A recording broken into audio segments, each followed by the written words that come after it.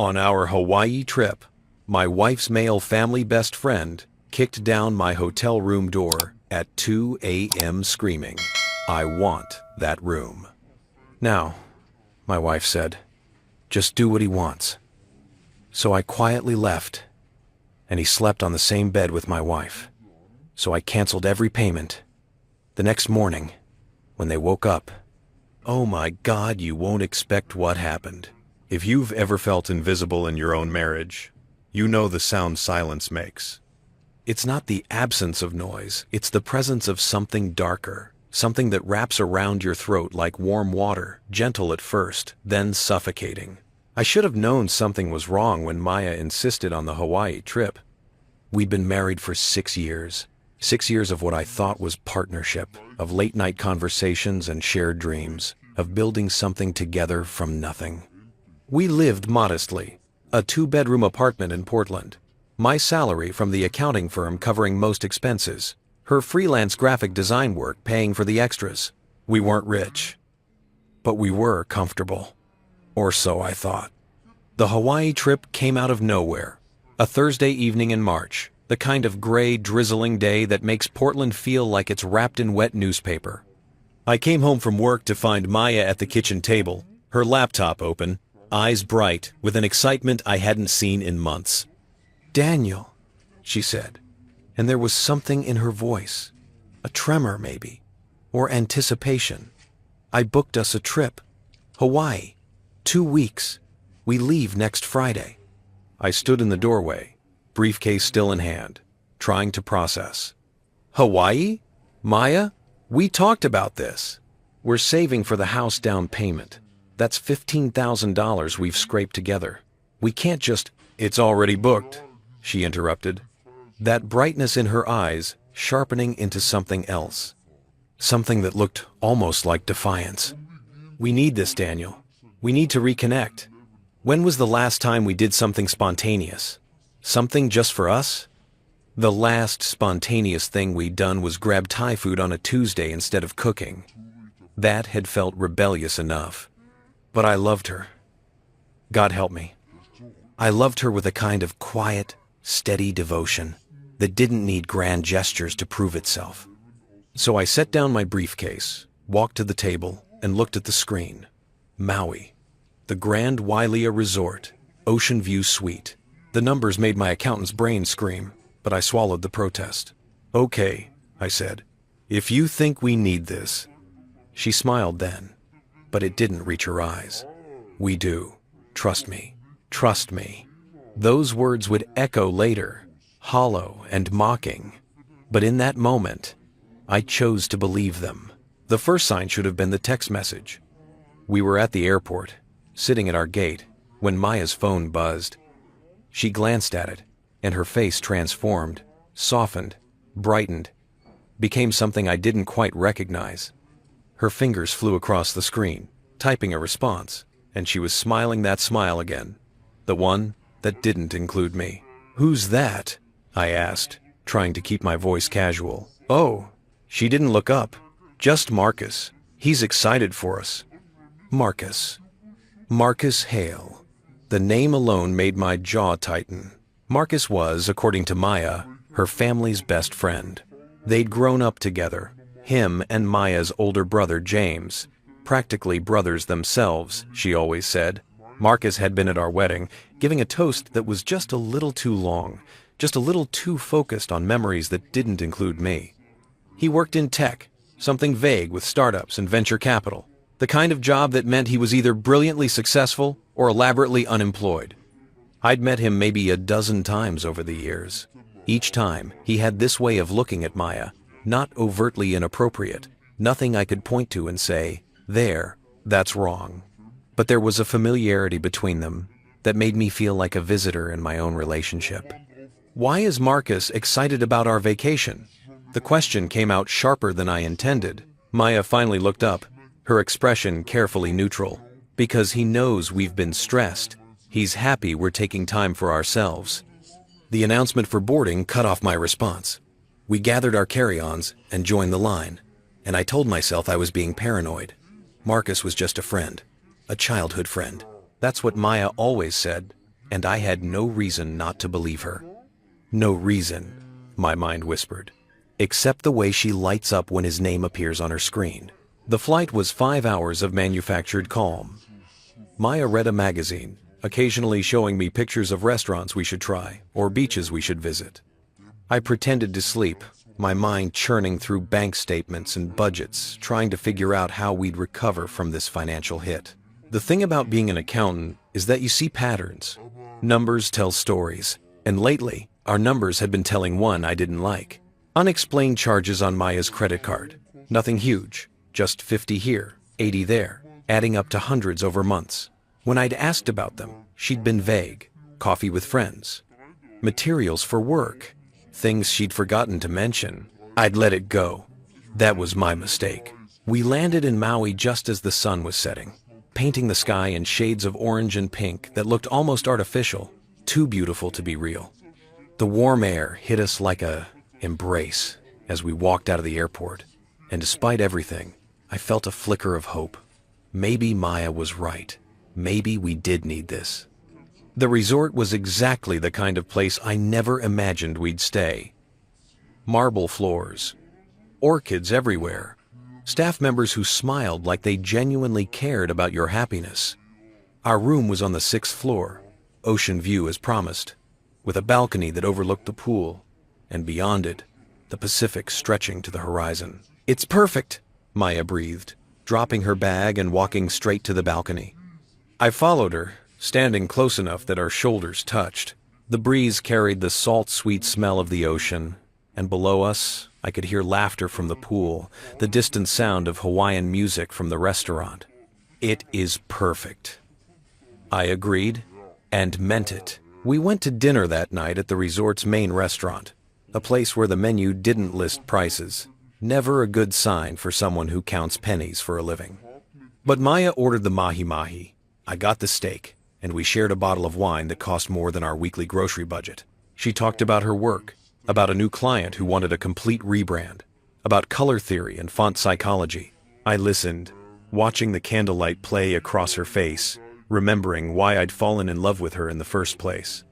She had this intensity when she talked about design, this passion that made her whole face come alive. "I love you," I said, interrupting a story about vector graphics. She paused, wine glass halfway to her lips. "I love you too, Daniel." But there was that hesitation again, that half-second delay that shouldn't have been there. We walked back to our room holding hands, the path lit by tiki torches that cast dancing shadows on the palm trees.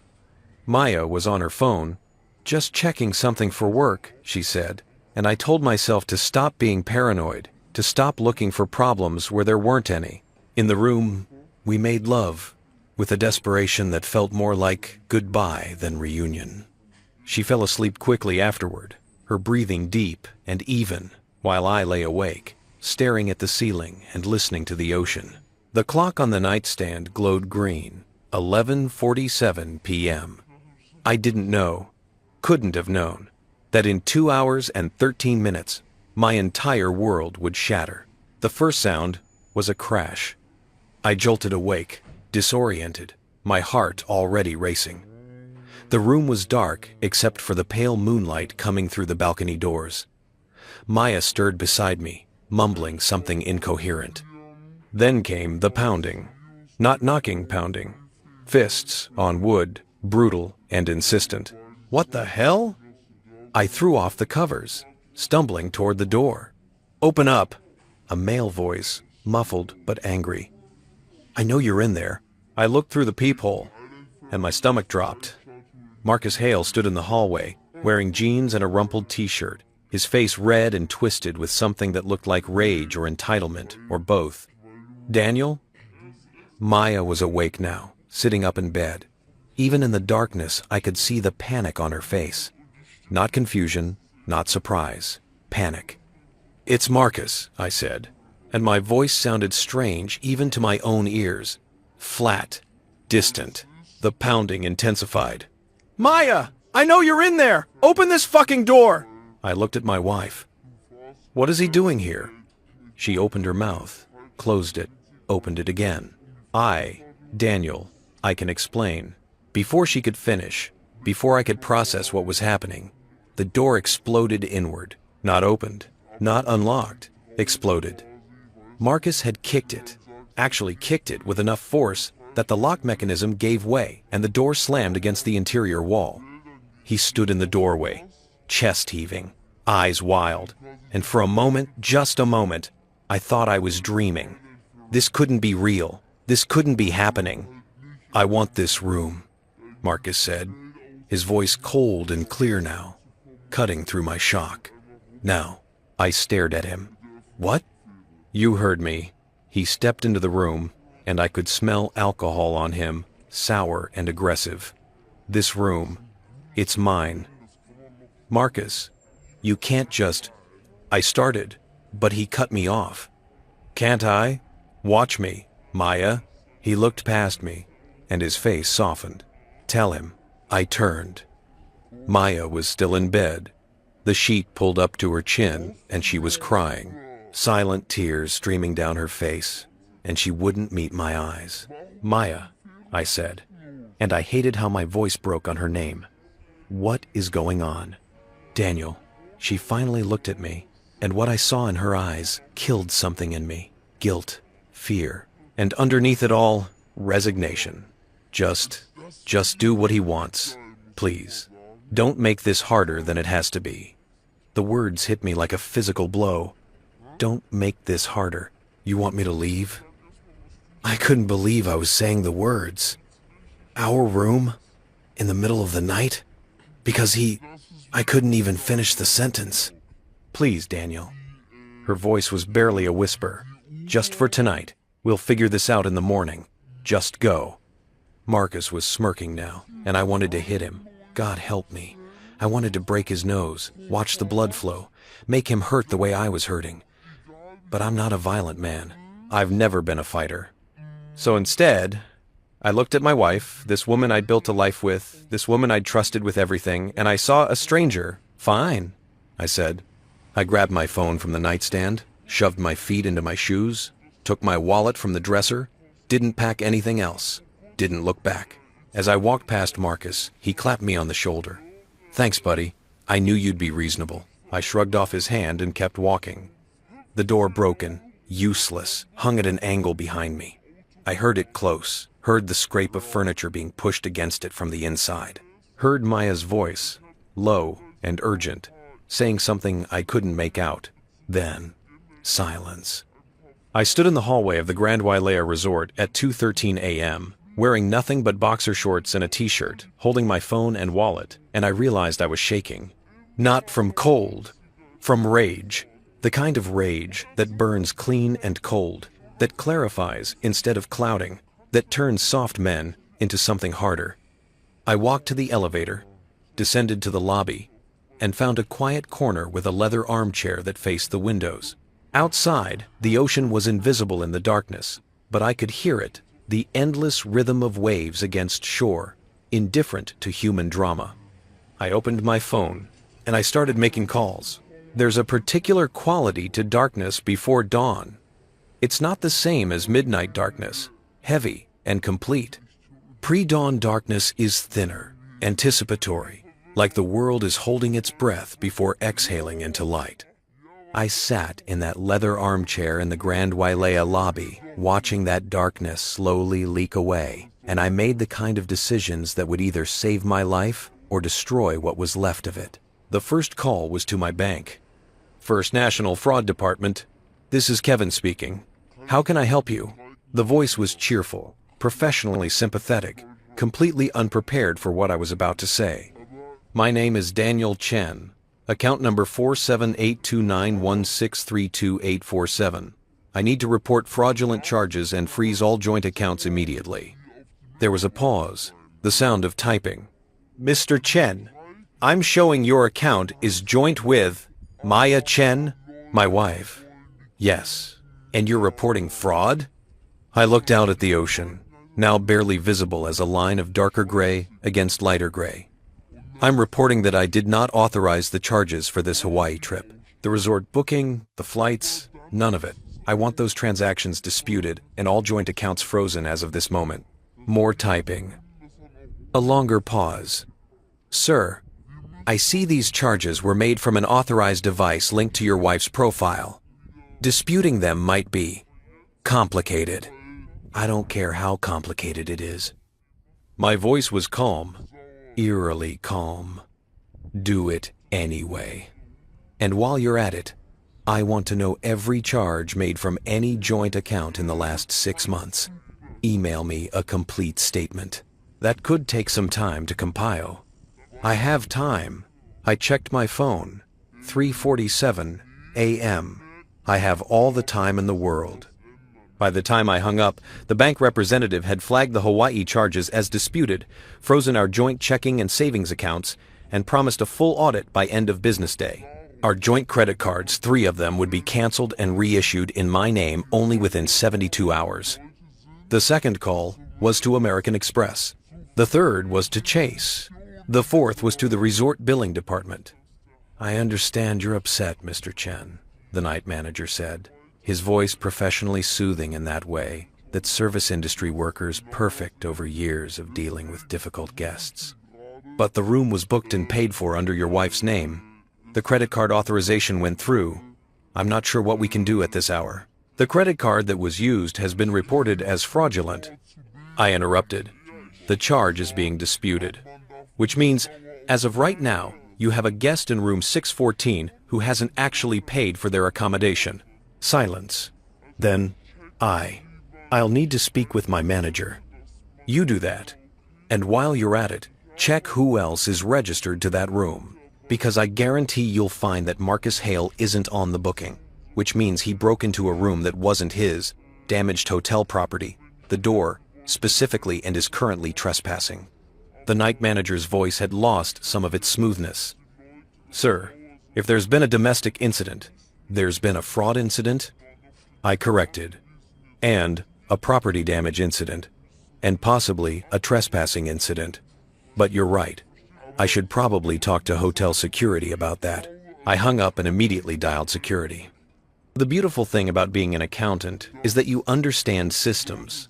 Banks, credit cards, hotels, they all run on systems, policies, procedures.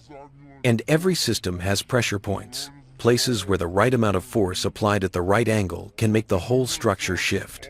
By 4:30 a.m., I had frozen all joint bank accounts, disputed the Hawaii trip charges, canceled all joint credit cards, filed a formal complaint with hotel security about the broken door, requested a full investigation into the guest in room 614, transferred half of our joint savings into a new individual account, changed all my banking passwords, enabled 2-factor authentication on everything. And I was just getting started. The sun rose at 5:47 a.m. I know because I watched it happen. Watched the sky shift from gray to pink to orange to that particular shade of blue that only exists in Hawaii, clean and sharp and utterly indifferent to human suffering. The lobby began to wake up around me. Staff arriving for morning shifts, early rising guests heading out for sunrise, yoga, or morning swims. A woman in a hotel uniform approached me twice, asking if I needed anything, if I was all right. I told her I was fine. I was waiting for someone. It wasn't entirely a lie. At 6:15 a.m., my phone buzzed with an email from First National Bank. Subject line, Account Activity Report, last 6 months. I opened it, and there it was. The story I'd been too afraid to read, written in charges and transfers and cash withdrawals. February 14th, $250 withdrawal. Cash. Notation, ATM, downtown Portland. February 14th, $180 charge. Cascade Room Restaurant. Cascade Room Restaurant. Cascade Room Restaurant. Cascade Room Restaurant. Cascade Room Restaurant. Cascade Room Restaurant. Cascade Room Restaurant. February 14th, $95 charge. Merchant, Powell's Books. Valentine's Day. I'd worked late that night, closing out month-end reports. Maya had said she was having dinner with her mother. The Cascade Room was a romantic restaurant. Not the kind of place you go alone or with your mother. I scrolled further. January 8th, $340 charge. Portland Airport parking. January 8th. 2 charges. $89 and $94. Merchant. Various. Seattle area. January 8th. I'd been in San Francisco for a work conference. Maya had said she was staying home, working on client projects. December 22nd. $450 charge. Northwest Adventure Outfitters. I knew this one. She'd said she was buying me a Christmas present, told me not to look at the statements. I thought it was sweet, trusting. But there'd been no expensive gift under the tree. Just a sweater from Nordstrom Rack, nice enough, probably $60. The list went on, and on, and on. 6 months of charges that told a story Maya had never shared with me. Dinners, hotels, trips, purchases that added up to thousands, no, tens of thousands of dollars. Money that came from our joint accounts, from the house fund we'd been building, from the future we were supposedly planning together. My hands were steady as I scrolled through the statement. That cold rage from earlier had crystallized into something harder, something purposeful. At 7 a.m., I called my lawyer. Daniel? Robert Maxwell sounded groggy, confused. It's 7 in the morning, on a Saturday. This better be... I need to file for divorce. Silence. Then I heard rustling, the sound of him sitting up. What? I'm in Hawaii. My wife is currently in bed with another man, in the hotel room I paid for, after he kicked down the door and demanded I leave. And I just found 6 months of financial infidelity in our joint accounts. So yes, Robert, I need to file for divorce. Right now. Today. This morning. Robert had been my lawyer for 3 years, handling the legal work when I'd started my side consulting business. He was good, thorough, discreet.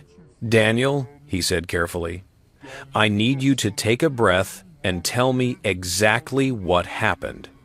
So I did.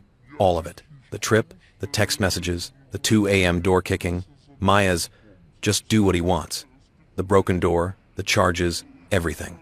When I finished, Robert was quiet for a long moment. Okay, he finally said. First, don't do anything else. Don't confront them. Don't talk to Maya. Don't post on social media. Nothing. Second, document everything. Photos of the broken door, recordings if you can get them, copies of all financial statements. Third, I'll start drafting divorce papers, but they won't be ready until Monday at the earliest. What about the accounts? I've already frozen the joint ones. Good, that's smart. But be prepared for pushback. She's going to notice. I smiled, and it felt strange on my face, like my muscles had forgotten how. I'm counting on it. After we hung up, I sat with my phone in my hand, thinking, Robert was right. I needed documentation, evidence. I stood up, my body stiff from hours in the chair, and walked to the elevator. The broken door had been, not fixed, but made safe. Someone had pushed it closed and wedged it shut, probably from the inside. There was a "Do Not Disturb" sign hanging on the handle. I took photos, multiple angles, close-ups of the damaged lock mechanism, the splintered wood around the frame, the bent hinges. Then I went back downstairs and found the front desk. I need to speak with your security manager, I told the clerk. A young woman with a name tag that read, Alana. Is there a problem, sir? There was an incident last night, room 614. Someone kicked in the door. I filed a report with your night security team, but I want to follow up. Alana's professional smile faltered. Let me get the manager. 10 minutes later, I was sitting in a small office with Richard Kamaka, the resort's head of security. He was in his 50s, built like he'd been military once, with sharp eyes that had probably seen every kind of tourist drama imaginable. Mr. Chen, he said, pulling up something on his computer. I have the report from last night. You claimed someone kicked in your door and forced you out of your room. Not claimed. That's what happened. And this person, Marcus Hale. You're saying he's not authorized to be in that room? Check your booking system. Is his name on the reservation? Richard typed, frowned, typed some more. No, The room is booked under Maya Chen, only her name. Exactly, which means he broke into a room he wasn't authorized to be in, damaged hotel property, and is currently trespassing. This is unusual. Richard leaned back in his chair. We've also been notified that the credit card used to book the room has been disputed. The payment hasn't cleared. That's correct. The charge was unauthorized. Richard's frown deepened. Mr. Chen, is this a domestic dispute? Because if it is, it's a fraud case, I said calmly, and a property damage case. What happens to guests who damage hotel property and don't pay their bills? Understanding dawned in Richard's eyes. We asked them to settle their account or leave the premises. I'd like to be there when you do that. He studied me for a long moment. This is personal for you, very. I can't let you be in the room when we confront them. But, he checked his watch. It's 7:45. We usually start wellness checks around 8:30 for rooms with issues. I suppose you could wait in the hallway. I'll wait. At 8:42 a.m., I stood 15 feet from room 614, partially hidden by a housekeeping cart, and watched Richard Kamaka knock on the door. Hotel security. We need to speak with the occupants of this room. No answer. Another knock. Louder. This is hotel security. Please open the door. I heard movement inside, muffled voices. Then the scrape of furniture being moved. The door opened. Marcus stood there, wearing the same jeans from last night, shirtless, his hair disheveled. Behind him, I could see Maya sitting on the bed, wrapped in a sheet, her face pale. What?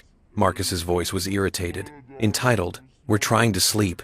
Richard's expression didn't change. Sir, are you Marcus Hale? Yeah, why? And are you registered as a guest in this room? Marcus hesitated. I'm with her. Maya Chen. We're together. I need to see identification, please. This is ridiculous. It's not even 9 in the morning. Sir, Richard's voice hardened. Identification. Now. Marcus disappeared back into the room, grumbling. Maya hadn't moved, hadn't said anything. But she was looking at the doorway now, and her eyes widened when she saw me standing there. Our gazes locked. I wanted her to see it. The man she'd married. The man she'd betrayed. The man she'd told to just leave, just make it easy, just disappear while she fucked her childhood friend in the bed I'd paid for. I wanted her to see that I was done disappearing. Marcus returned with his wallet, handed over his license. Richard examined it, then nodded. Mr. Hale, according to our records, you are not registered as a guest in this room. Additionally, this door was reported damaged last night, requiring emergency repairs. And the credit card used to book this room has been disputed, meaning payment has not been received. Marcus's face went red. That's insane! Maya booked this room. Tell him, Maya. Maya's voice was tiny. Daniel Chen is no longer financially responsible for this room, Richard continued. Which means, Mr. Hale, Miss Chen, you have two options. You can settle the full balance for the room that's $4,847 for the original booking plus $1,200 for door repairs, total of $6,047, or you can vacate the premises within the hour. The number hung in the air like a bomb. 6,000, Marcus sputtered. You can't be serious. I'm completely serious. And given that you damaged hotel property, we're also considering filing a police report for vandalism. Maya. Marcus turned to her. You said this was handled. You said everything was paid for. Maya was crying now, full sobs, her shoulders shaking. It was. It should have been.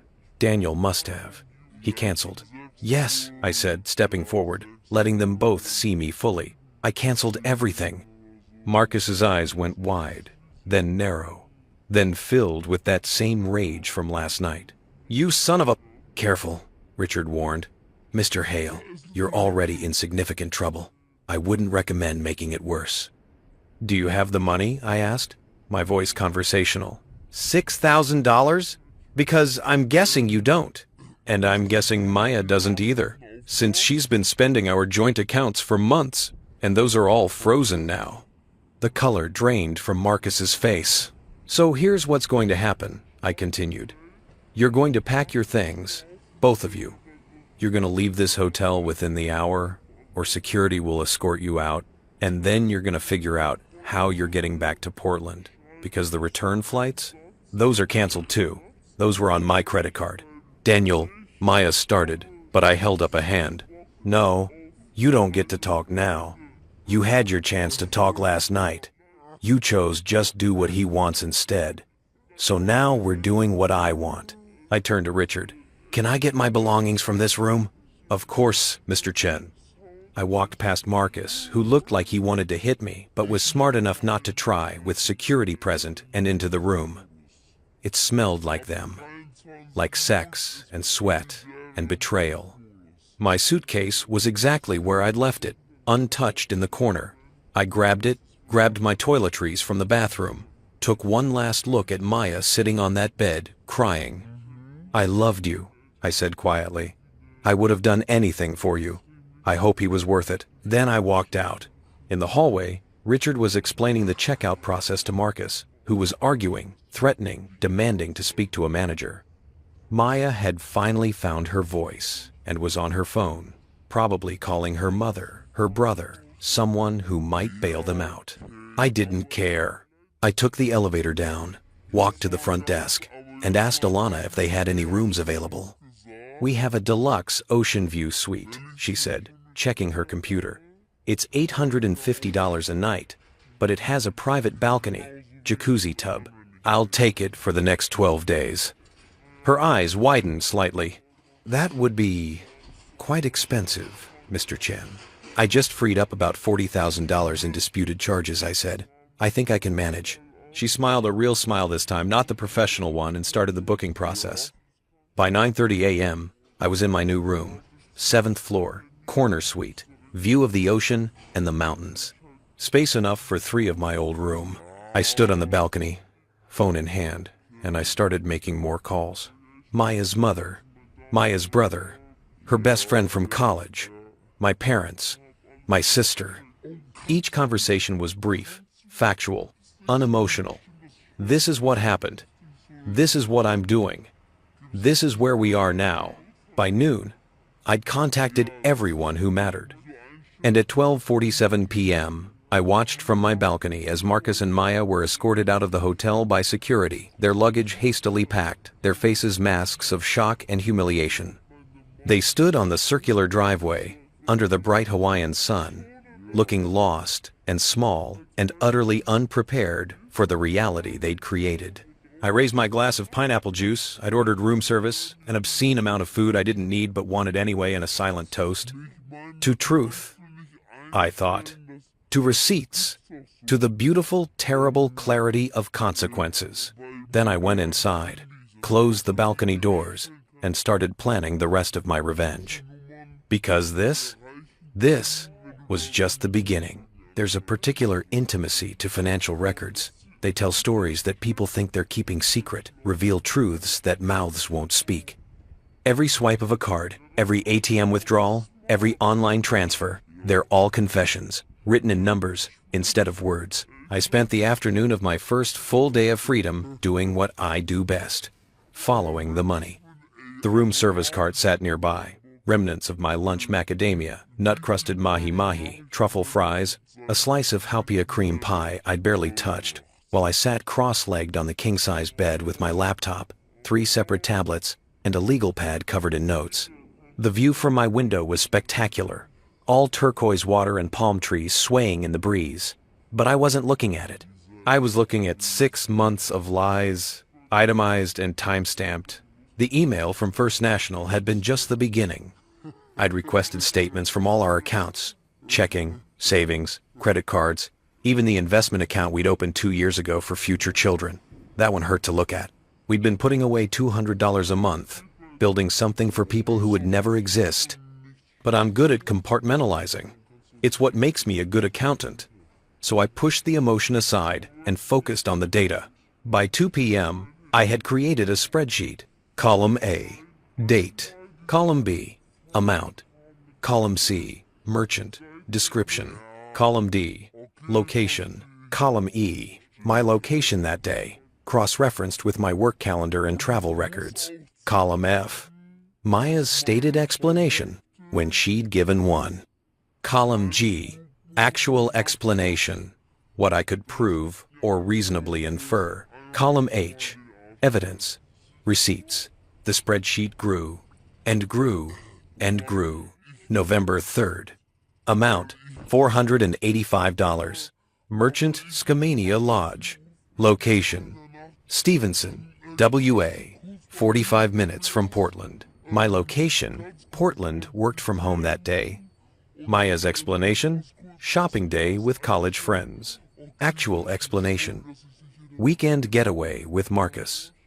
Evidence, social media checked Maya's college friends all posted from a baby shower in Eugene that same day. None mentioned Maya being there. November 17th. Amount, $127. Merchant Portland Art Museum, plus Museum Cafe Bach. Location, Portland, or my location, Seattle. Client meeting. Maya's explanation, never mentioned. Actual explanation. Date, with Marcus. Evidence, credit card timestamp shows charges at 7:30 p.m., dinner time, not typical museum hours. Maya had texted me that night saying she was working late on a project. December 1st. Amount, $890. Merchant, Nordstrom. Location, Portland or W's. My location, Portland offs. Maya's explanation, early Christmas shopping. Actual explanation, evidence. No gifts from Nordstrom appeared under our tree. When I'd asked about the charge, she'd said she returned most of it. No return credit ever appeared. I made a note to call Nordstrom.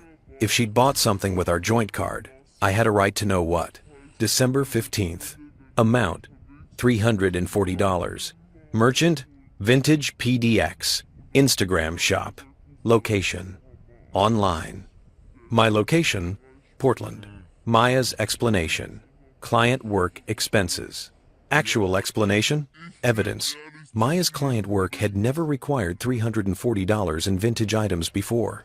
Need to investigate this seller. The list went on. 47 suspicious charges over 6 months. Some small $20 here, 30 there. Others significant. Together they totaled $23,847. $23,847. That was more than half our house down payment fund. Gone.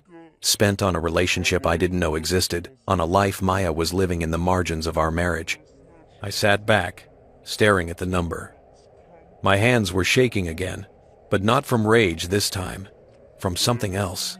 Something that felt like grief mixed with vindication. Like mourning and triumph happening simultaneously. Because this was evidence. This was proof. This was the kind of documentation that would matter in divorce court. That would show a pattern of financial infidelity. That would demonstrate Maya had been systematically draining our joint resources for her own purposes. Scars like receipts, I thought, remembering a line from a poem I'd read once. The body keeps the score, and so do bank accounts. At 3 p.m., I called Nordstrom. Thank you for calling Nordstrom. This is Jennifer. How may I help you today? The voice was warm, professional. Utterly unaware it was about to become part of my evidence chain. Hi, Jennifer. My name is Daniel Chen. I'm calling about a purchase made on December 1st on my credit card account ending in 4,738. The charge was $890. Of course, let me pull that up for you. Typing sounds. Yes, I see that purchase. How can I help? Can you tell me what was purchased? A pause. I'm showing. Let me see. A men's leather jacket, size large. A cashmere sweater, also men's large. And a pair of dress shoes, size 11. My size was medium. My shoe size was 9. Was there a return on any of these items? More typing. No, sir. No returns recorded for this transaction. Can you tell me if a rewards number was associated with the purchase? Yes, actually. The purchase was made with a Nordstrom account under the name Maya Chen. And the rewards points were applied to her account? Yes. I thanked her and hung up. So Maya had spent $890 of our money on men's clothing. Expensive men's clothing. In sizes that matched Marcus. I'd seen him enough times to know he was tall, broad-shouldered, probably a large in most things. She'd bought him a cashmere sweater while I wore the same 3 button-downs to work on rotation because we were saving for the house. I added this to the spreadsheet. Then I called the next merchant. By 5 p.m., I had made 14 phone calls and added detailed notes to 32 of the suspicious charges. The picture that emerged was damning. Maya and Marcus had been seeing each other for at least 8 months, possibly longer. They'd been careful, mostly cash transactions, separate hotel bookings sometimes, charges that could plausibly be explained away as work expenses or shopping trips. But they'd also been careless in the way people in love often are, forgetting that someone might eventually look at the patterns, might notice that every work dinner happened on nights when I was traveling, that every shopping trip coincided with Marcus being in Portland. I'd cross-referenced his LinkedIn posts about visiting the Pacific Northwest. They'd stayed at the Heathman Hotel 3 times, the Sentinel twice, Skamania Lodge for a weekend. Each time, Maya had told me she was somewhere else visiting her mother, attending a workshop, having a girls' weekend. Each time, I believed her. My phone buzzed. A text from Robert, my lawyer. Got the preliminary paperwork drafted. Need to discuss a few things. Can you talk? I called him immediately. Daniel. Robert sounded serious, which for him meant very serious. I've been doing some research. Without the DESCOM, Oregon is a no-fault divorce state, which means the affair itself doesn't technically matter for the divorce proceeding. My stomach dropped. What? The adultery doesn't impact the legal dissolution of the marriage. However, and this is important, it absolutely impacts asset division, especially when there's financial infidelity involved. What you've documented, this pattern of using marital funds for an extramarital relationship, that's significant. So the $23,000 she spent can be counted as marital waste. You can argue she dissipated marital assets, which means the court could award you a greater share of the remaining assets to compensate. But Daniel, I need you to understand something. This is going to get ugly. When Maya finds out you're filing, when she sees what you're claiming, she's going to fight back. Let her. I'm serious. She could claim you're being vindictive, that you're exaggerating, that these were legitimate expenses. You need to be prepared for her to paint you as controlling, financially abusive even. I laughed, and it came out bitter. I'm the one who's abusive? I'm the one who let her handle all our joint finances because I trusted her. I'm the one who worked extra hours so she could build her freelance business. I'm the one who... I stopped, took a breath. Sorry. Don't apologize. Use that anger. Channel it into documentation. The more evidence you have, the stronger our case. Can you get me everything you found? I'll send it tonight.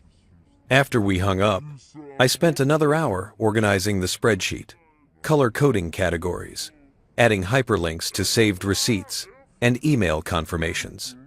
It was meticulous work, the kind that required focus and precision, and I was good at it. This was my language. This was how I fought. By the time I finished, the sun was setting, painting the ocean in shades of copper and gold. I should have felt triumphant. I had evidence. I had documentation. I had proof of everything Maya had done. Instead, I felt hollow. At 7 p.m., I ordered more room service seared ahi tuna, miso butterfish, a side of garlic edamame, and took it to the balcony. The evening was warm, the air thick with the smell of plumeria and salt water. Below me, the pool was lit up, families and couples enjoying the last hours of daylight. I thought about calling someone. My parents, maybe. My sister. But I didn't want to hear the sympathy in their voices, didn't want to explain again what had happened, didn't want to be the object of pity. So instead, I opened my laptop and did something I'd been avoiding. I looked at Maya's social media. Her Instagram was set to private, it always had been, but I still had access from when she'd added me as a follower years ago. Her most recent post was from 2 days before we left for Hawaii.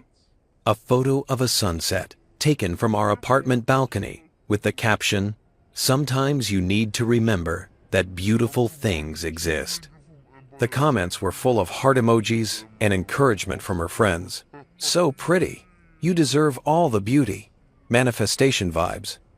I scrolled back further. Most of her posts were work-related design projects, color palettes, font pairings, but scattered among them were personal photos. Her at a coffee shop posted October 15th, the same day she charged $47 at that exact coffee shop while I was at work.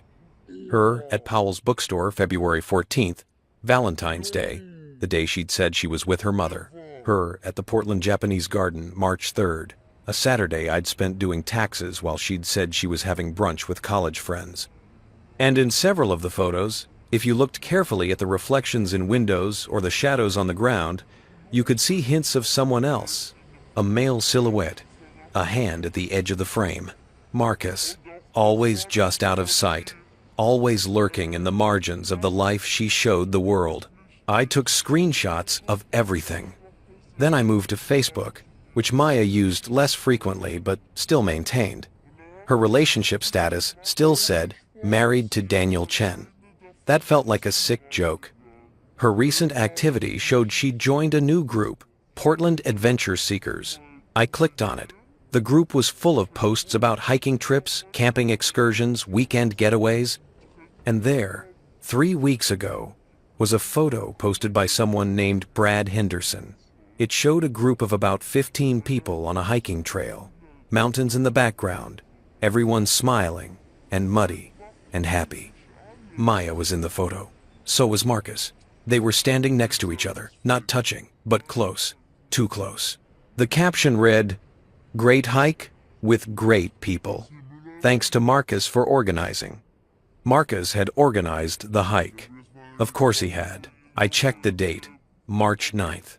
That Saturday, Maya had told me she was going to a design conference. She'd left early in the morning, come home late, full of stories about speakers and networking. All lies. All of it. I added this to my evidence folder. Screenshot, date stamp, notation. The evidence was piling up.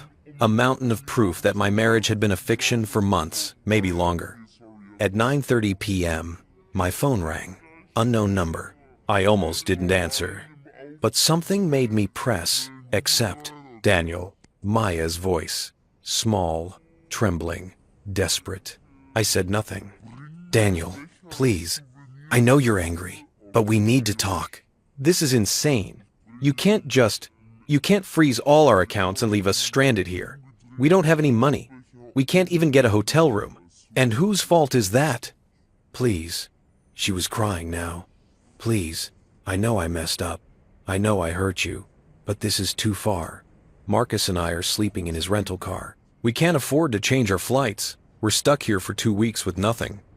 I leaned back in my chair, looked out at the ocean, dark now except for the moonlight dancing on the waves. "Let me make sure I understand," I said, my voice calm. "You want me to unfreeze the accounts you've been stealing from for 8 months so that you and your boyfriend can be comfortable after you kicked me out of my own hotel room? It's not like that." "What's it like then, Maya? Explain it to me." Because from where I'm sitting, it looks exactly like that. "Marcus and I, we didn't mean for this to happen. We tried to stop. We really did. But Daniel, you and I, we've been growing apart for so long. You know we have. You work all the time. You never want to do anything spontaneous. You're always worried about money. I'm worried about money because you've been spending $23,000 on your affair," I interrupted. $23,847, to be exact. Should I itemize it for you? The hotels, the dinners, the gifts you bought him with our money? Silence. You went through everything? I'm an accountant, Maya. Did you really think I wouldn't? Daniel, please. Her voice cracked. I made a mistake. I know I did. But we can work through this. We can go to counseling. We can fix this. Fix this? I laughed, and it sounded harsh even to my own ears. You let another man kick down our hotel room door and sleep in our bed. You told me to leave. You chose him over me. Right then, in that moment. There's no fixing that. I was scared. Marcus gets intense when he's been drinking, and I didn't want a scene. So you sacrificed me instead. Your husband. The man you promised to love and honor. You threw me out like garbage so he could be comfortable. It wasn't supposed to be like this. She was sobbing now. Full, broken sobs. The trip was supposed to be just us. I was going to end things with Marcus before we left. But then he found out and he got so angry and he said he was coming anyway and I didn't know how to stop him without telling you everything and I panicked. Stop. I stood up, paced to the balcony railing. I don't want to hear this. I don't want your explanations or your excuses. I want you to understand something very clearly. We are done. I am filing for divorce. I am documenting every penny you stole. And when we go to court, everyone is going to know exactly who you are. Daniel, please don't do this. You did this, Maya. You made these choices. Now you get to live with them. We have nothing. We're sleeping in a car. We can't even afford food. You have, Marcus, I said coldly. Isn't that what you wanted? Well, now you have him. All of him. No more sneaking around. No more lies. Just you and him and the consequences of your choices. I hate you, she whispered. No, I said. You hate that you got caught. There's a difference. I hung up. My hands were shaking. My heart was racing. I felt sick and powerful and broken and whole all at the same time. I walked back inside, poured myself a glass of water from the mini-fridge, drank it in 3 long gulps. Then I opened my laptop and sent everything, the spreadsheet, the screenshots, the phone records, all of it to Robert. Subject line: Evidence for Chen versus Chen divorce proceedings. The email whooshed away into the digital ether. I stood there for a moment, looking at the sent folder, at the proof of what my marriage had become. Then I closed the laptop, turned off the lights, and went to bed. Tomorrow, I would start building the rest of my case. Tomorrow, I would show Maya and Marcus and everyone else exactly what happened when you betrayed a man who knew how to read receipts. Tomorrow, I would begin the systematic dismantling of every lie they'd ever told. But tonight, I slept. For the first time in months, maybe years, I slept without wondering where Maya really was, what she was really doing, who she was really with. Because I already knew. And knowing, I discovered, was its own kind of freedom. Sunday morning arrived with the kind of clarity that only comes after destruction. The sky was impossibly blue, the ocean calm, the resort humming with the cheerful chaos of families starting their vacations. I stood on my balcony with coffee, Kona blend, ridiculously expensive, charged to the room without hesitation, and watched the world wake up. My phone had been buzzing since 6 a.m., texts, calls, voicemails, my parents, my sister, Maya's mother, her brother James, even a few mutual friends who'd heard various versions of what happened and wanted the truth. I'd ignored most of them, but there was one call I needed to make. At 7:15 a.m. Hawaii time, 10:15 a.m. in Portland, I dialed my sister, Danny. Rachel's voice was tight with worry. Jesus Christ, Danny. I've been trying to reach you since yesterday.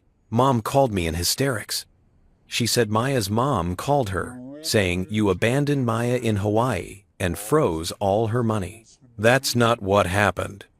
I know that's not what happened. You're the most responsible person I know. You wouldn't abandon a houseplant, let alone your wife. So tell me what actually happened. Rachel was 5 years older than me, a corporate lawyer in Seattle. Divorced herself after her ex-husband had decided he preferred his paralegal to his wife. She understood betrayal in a way most people didn't.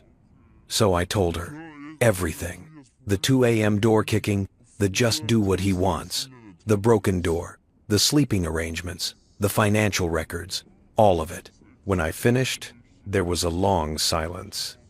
That motherfucker, Rachel finally said, her voice ice cold. Both of them. Danny, please tell me you documented everything. I have a spreadsheet. Of course you do. Can you send it to me? Why? Because I'm going to review it.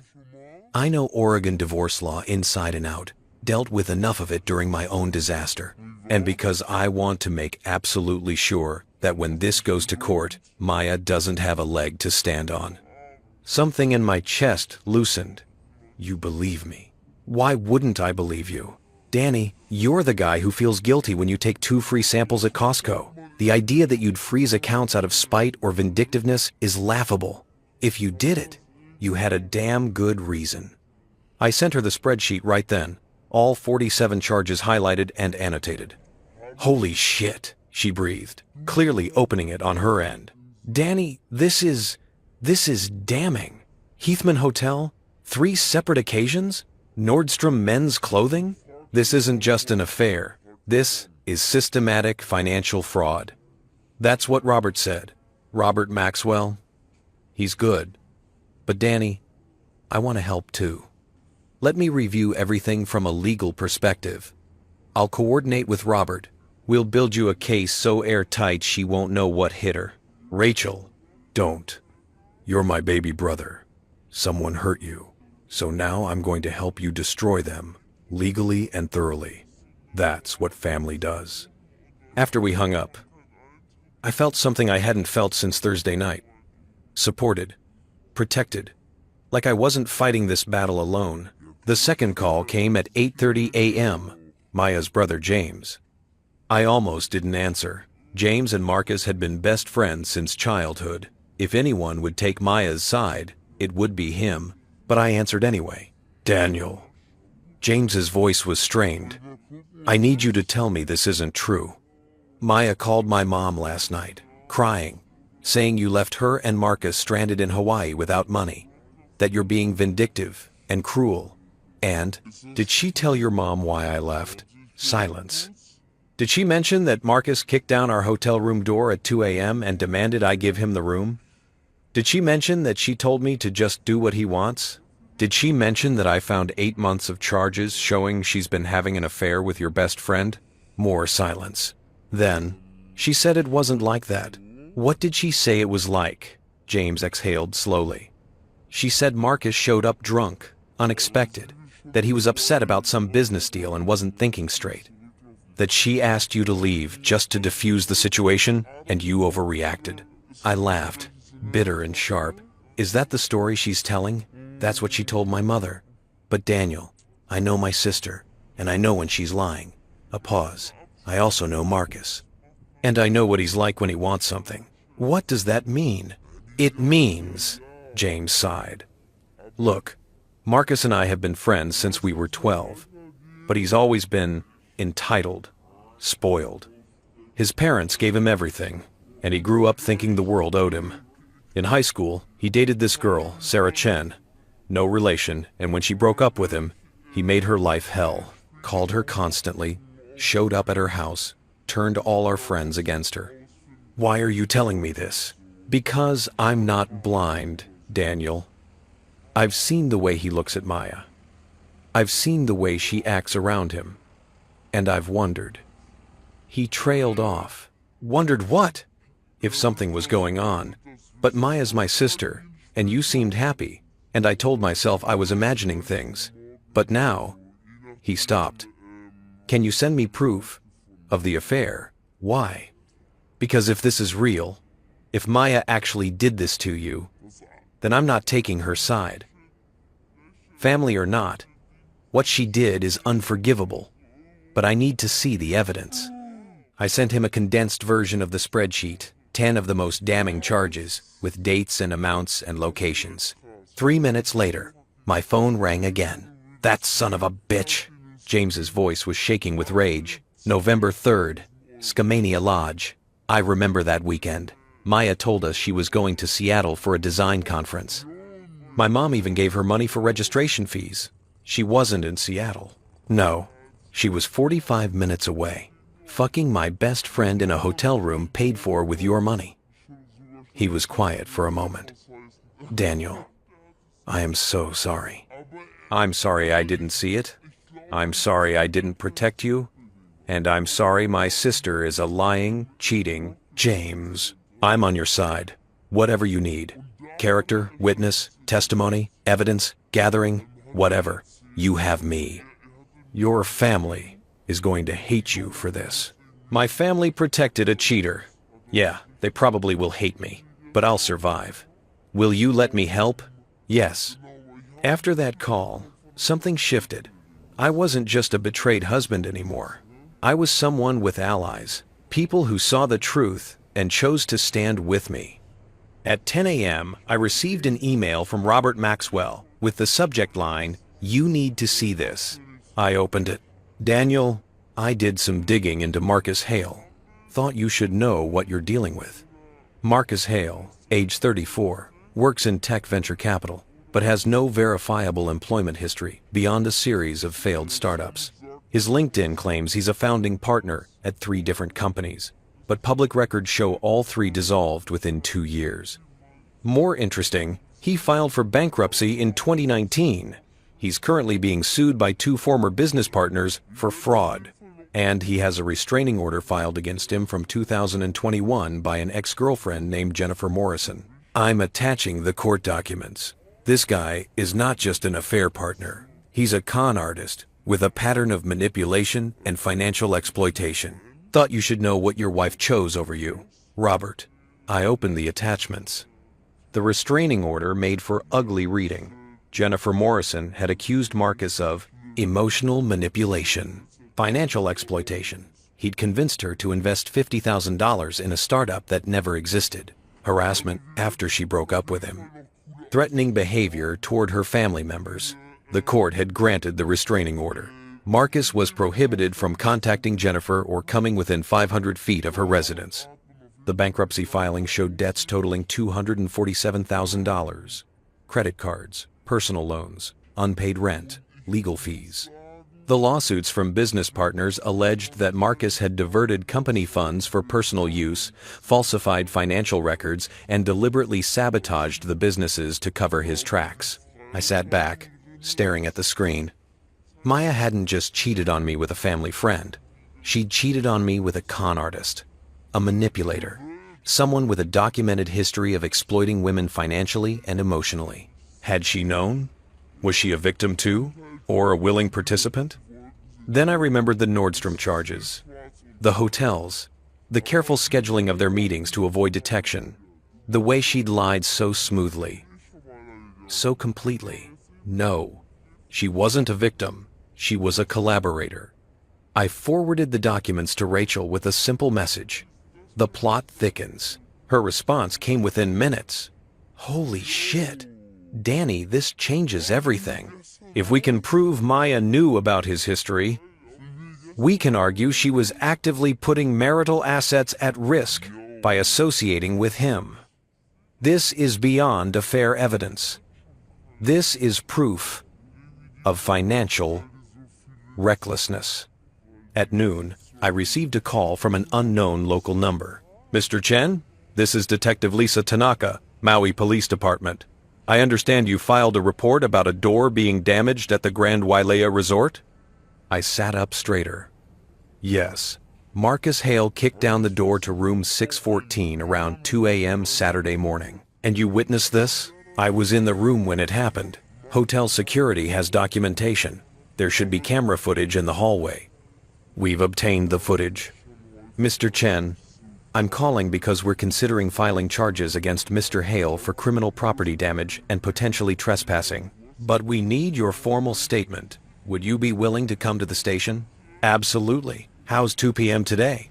I'll be there. The Maui Police Department was in Wailuku, about a 40-minute drive from the resort. I rented a car, a Jeep Wrangler, because why not? I was already spending money. I'd recovered from disputed charges and drove through the island interior, past sugarcane fields and small towns with Hawaiian names I couldn't pronounce. Detective Tanaka was in her 40s, sharp-eyed and no-nonsense, with the air of someone who'd seen every kind of tourist drama and was unimpressed by all of it. Mr. Chen, she shook my hand. Thank you for coming in. Let's start from the beginning. I told her everything. She recorded the statement, took notes, asked clarifying questions. And your wife, she said carefully. Where was she during this incident? In the bed, telling me to just do what Marcus wanted. So she allowed Mr. Hale to take over the room?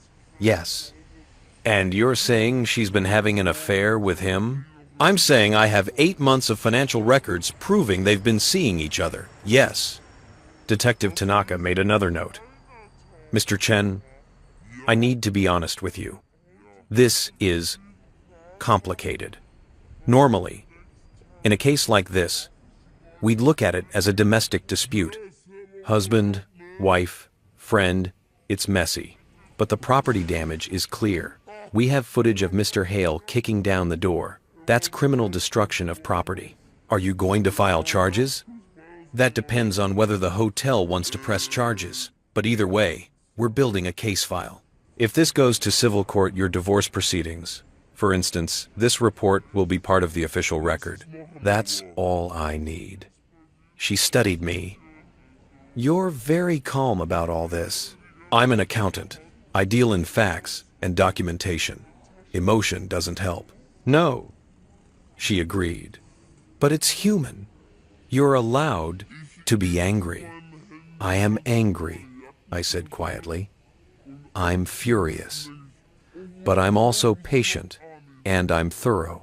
So I'm going to document everything, build an airtight case, and make sure that when this is over, everyone knows exactly what they did. She smiled slightly. Good luck, Mr. Chen. I think you're going to need it. I don't need luck, I said. I have receipts. On the drive back to the resort, my phone rang. My mother. I'd been avoiding this call, but I answered anyway. Daniel. Her voice was thick with tears. Daniel. What is happening? Mrs. Lynn called me. She's saying terrible things about you, saying you abandoned Maya and Marcus, that you're being cruel. Mom, that's not what happened. Then tell me what happened, because I don't understand. You and Maya, you were so happy. We weren't happy, Mom. I just didn't know it. I pulled over to the side of the road. Couldn't have this conversation while driving. Maya's been having an affair with Marcus for at least 8 months. She's spent over $20,000 of our joint money on him. And when we got to Hawaii, he kicked down our hotel room door in the middle of the night and demanded I leave. Maya told me to do what he wanted, so I did. I left.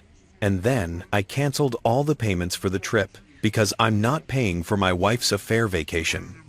Silence. Then, oh Daniel, oh my baby. And just like that, I was crying. Not the cold, controlled grief from before. Real tears, messy and painful, the kind that come from the deepest parts of loss. I trusted her, Mom. I gave her everything, and she threw it away for him. I know, sweetheart. I'm so sorry. We talked for another 20 minutes. She cried. I cried. She told me she loved me, that she was proud of me, that I was doing the right thing by protecting myself. Your father and I will support you, she said firmly. Whatever you need. And Mrs. Lynn can believe whatever she wants. I know, my son. I know you wouldn't do this without reason. After we hung up, I sat in the Jeep on the side of a Hawaiian highway, watching the clouds move across the sky, and I felt the weight of family support settle around me like armor. By the time I got back to the resort, it was 4:30 p.m. I had messages waiting from Rachel reviewing legal documents, wanted to discuss strategy. Robert Hotel had confirmed they would press charges against Marcus for property damage. James Maya's mother had found out he was on my side and had disowned him. He was surprisingly okay with it. Detective Tanaka Marcus had been served with a notice to appear in court regarding the property damage. I had allies, evidence, legal support, a police report, financial documentation. I had everything I needed to dismantle the life Maya had built on lies. But there was one more thing I needed to do. I opened my laptop, pulled up a document, and started writing. Not for court, not for lawyers, for me. A timeline.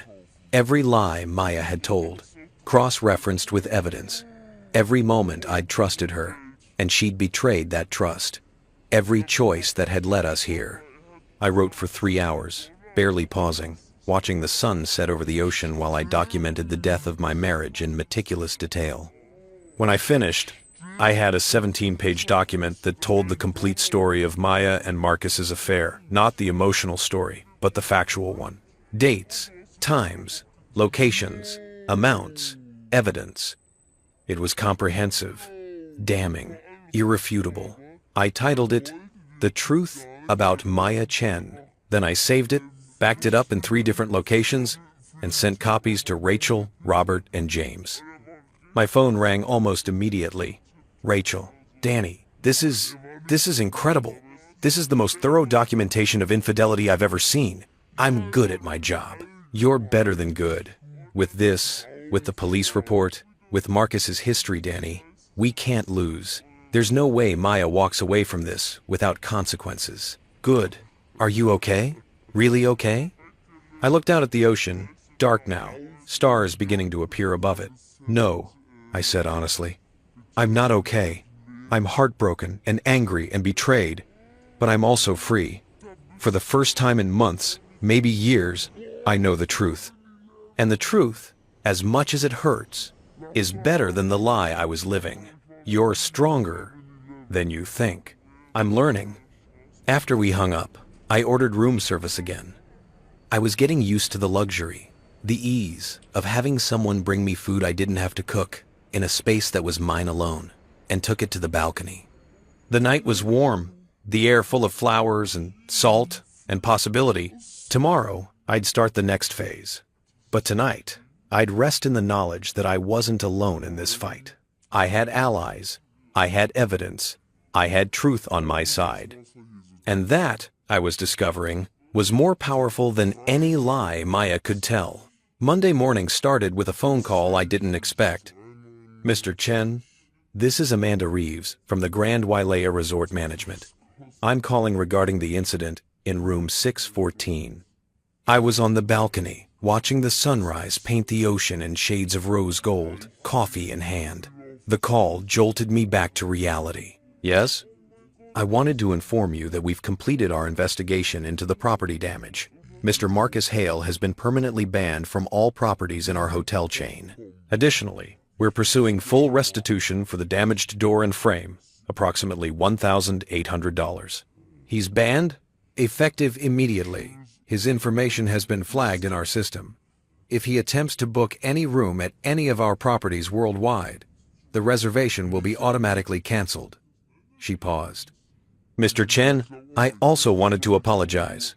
What happened to you should never have happened. One of our guests was subjected to harassment and property destruction, and we take that extremely seriously. Thank you. There's one more thing. We've reviewed the disputed charge for the original room booking. Given the circumstances, the fraud claim, the property damage, the police involvement, we're willing to settle this administratively. We'll cancel the charge entirely and note in our records that you were the victim of unauthorized use of your payment information. I sat up straighter. You're canceling the entire charge?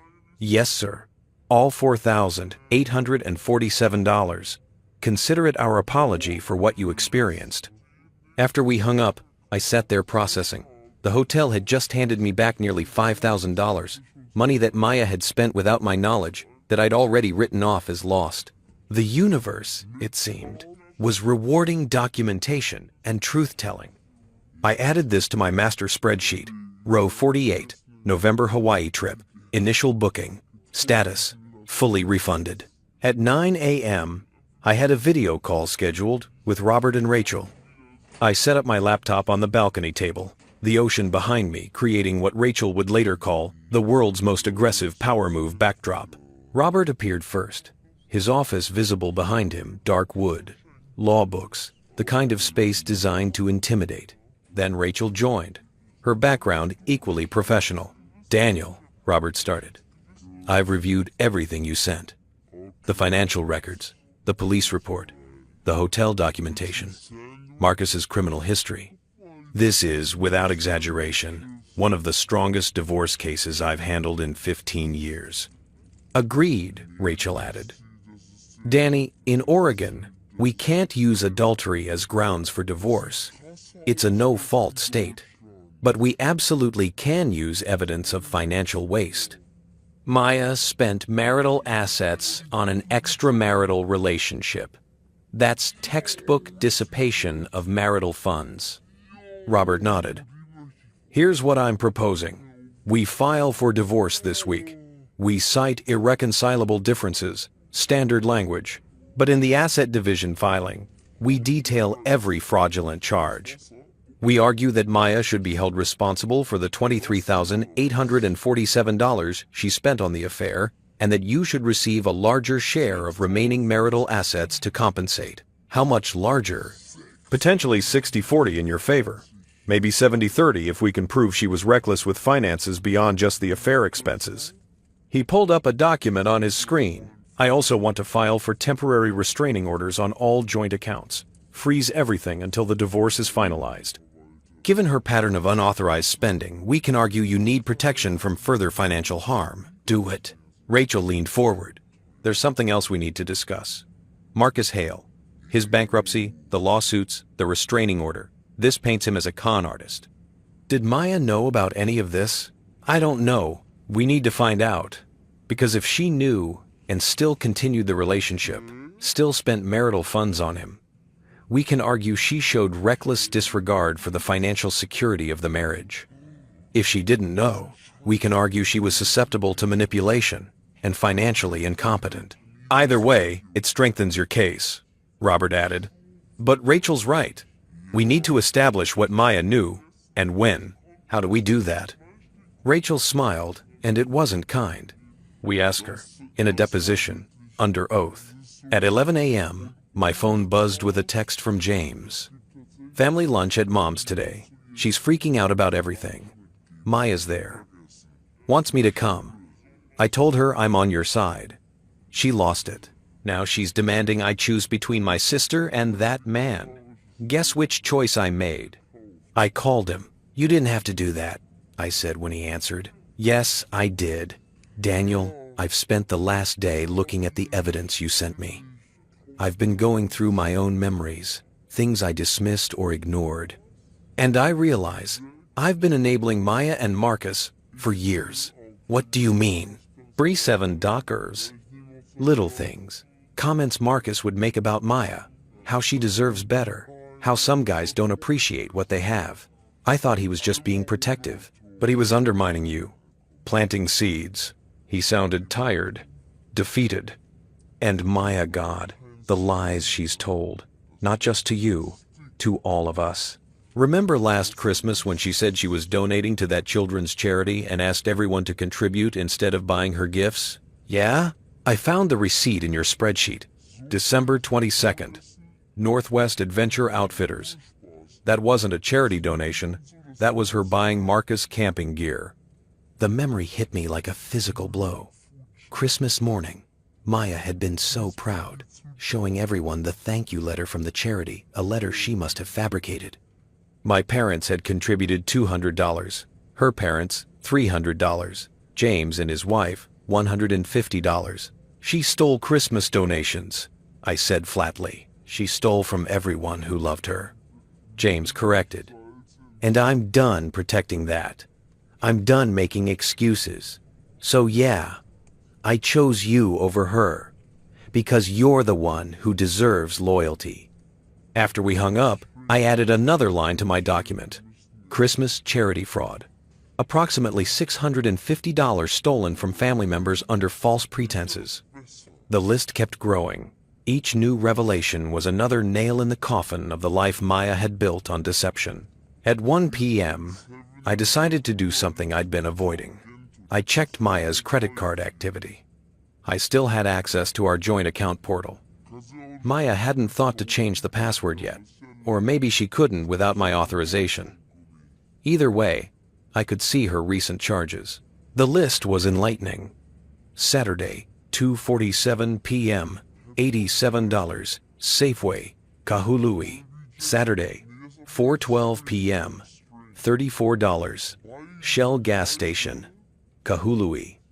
Saturday, 8:23 p.m., $156, Times Supermarket, Kihei. Sunday, 9:15 a.m., $45, McDonald's, Kihei.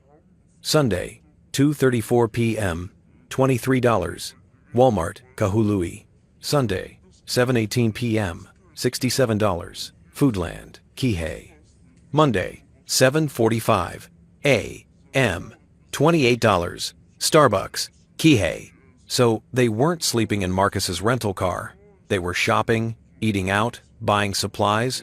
With what money? I cross-referenced the charges with Maya's personal credit card, the one that wasn't joint, the one in her name only that I had no authority over. The charges matched. She was using her personal card, which meant she had money I didn't know about. I called Rachel immediately. She has a separate credit card I didn't know about, I said without preamble. How much credit? Based on the charges, at least a few thousand. She's been using it since Saturday afternoon. Danny, this is important. In Oregon, any debt incurred during the marriage is considered marital debt, even if it's in one person's name. If she's racking up charges now, after the separation, you could potentially be held responsible for half. Are you fucking kidding me? No. That's why we need to file the divorce papers immediately. Once we file, we can argue that any charges incurred after the filing date are her sole responsibility. But until then, technically, you're still married and financially joined. File today. Right now. I'll call Robert. We'll have the papers filed by end of business. At 3 p.m., I went for a walk on the beach. I needed to clear my head, needed to step away from the spreadsheets and legal documents and constant documentation. The sand was hot under my feet, the sun intense, the water a blue so vivid it looked photoshopped. I walked for an hour, thinking about the man I'd been 2 days ago. The man who'd believed his marriage was solid, who'd trusted his wife, who'd been content with the quiet, ordinary life they'd built together. That man was gone, killed somewhere between 2 a.m. Saturday and now.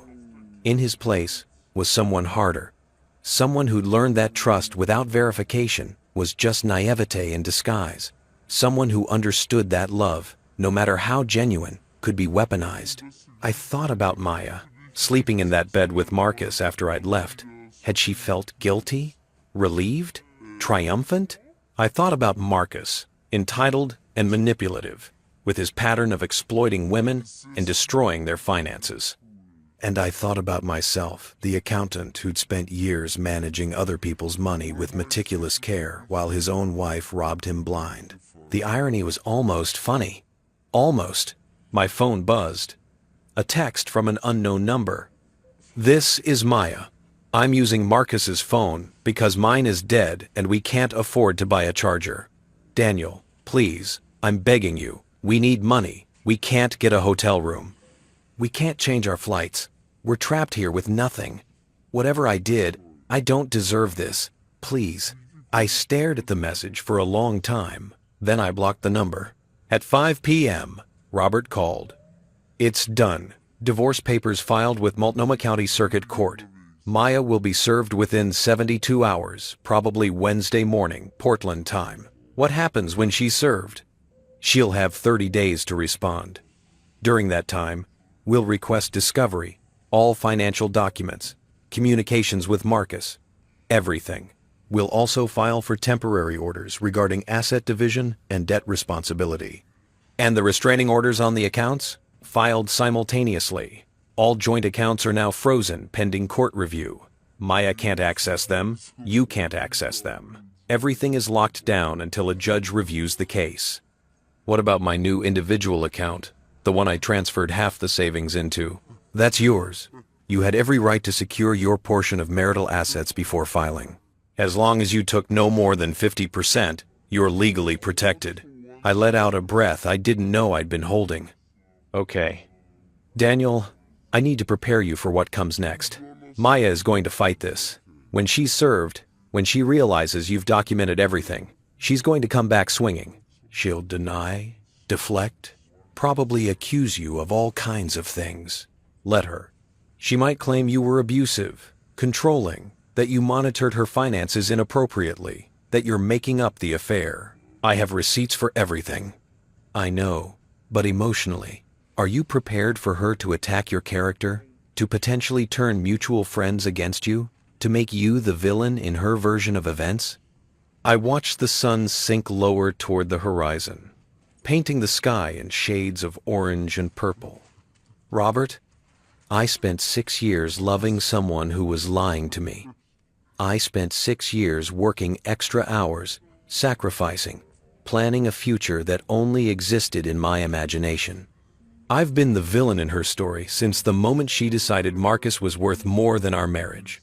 So yeah, I'm prepared, because I know the truth, and the truth doesn't change just because she tells a different story.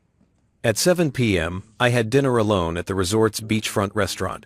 The server, a kind older woman named Leilani who'd served me twice before, asked if I was celebrating anything special. Divorce filing went through today, I said.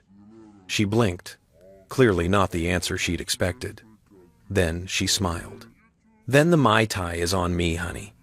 Sometimes the best celebrations are the ones for endings that needed to happen. The Mai Tai came in a ceramic tiki mug, strong enough to make my eyes water, sweet enough to make it dangerous. I sipped it slowly, watching the sunset, listening to the conversations around me, families laughing, couples murmuring to each other, a group of friends celebrating someone's birthday. Normal people living normal lives, untouched by the kind of betrayal that rewrites your understanding of reality. I envied them, but I also pitied them a little, because they didn't know yet what I'd learned. That you could survive the end of everything. That you could document your way through heartbreak. That receipts were better armor than love ever was. Halfway through dinner, my phone buzzed. Email from Rachel. Subject line, urgent. Read now. I opened it. Danny. I did some digging into Maya's personal credit card, the one she's been using in Hawaii. Called in a favor with a friend who works in credit monitoring. She has $47,000 in available credit on that card. $47,000. That's not a normal credit limit for a freelance graphic designer. That's the kind of limit you get, with significant income or assets backing it. I think Maya has money we don't know about, either savings or income she hasn't disclosed or something else. This needs to be part of discovery. We need to find out where that credit came from and what else she's hiding. Call me when you can. R. I read the email 3 times. $47,000 in credit. On a card I didn't know existed. For a woman who'd been crying poverty and claiming we needed to save every penny for our house down payment. I thought about the times Maya had told me we couldn't afford things. Couldn't afford a nicer apartment. Couldn't afford date nights. Couldn't afford a weekend trip. All while she had access to nearly $50,000 in credit. The lies went deeper than I'd imagined. I finished my Mai Tai in 3 long swallows and ordered another.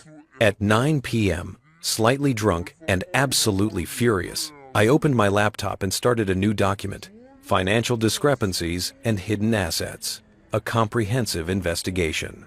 I worked for 2 hours, cross-referencing every statement I had access to, looking for patterns, searching for evidence of hidden income or secret accounts, and I found things. Small transfers from Maya's personal checking to accounts I couldn't identify. $200 here, $500 there, always on the first of the month, going back 18 months. Venmo payments to someone named M.H. Obviously Marcus, hundreds of dollars, often with emoji-filled captions like, "Thanks for dinner," or "Best weekend ever." PayPal receipts for graphic design services that totaled far more than Maya had ever reported on our tax returns. Clients I'd never heard of. Projects she'd never mentioned.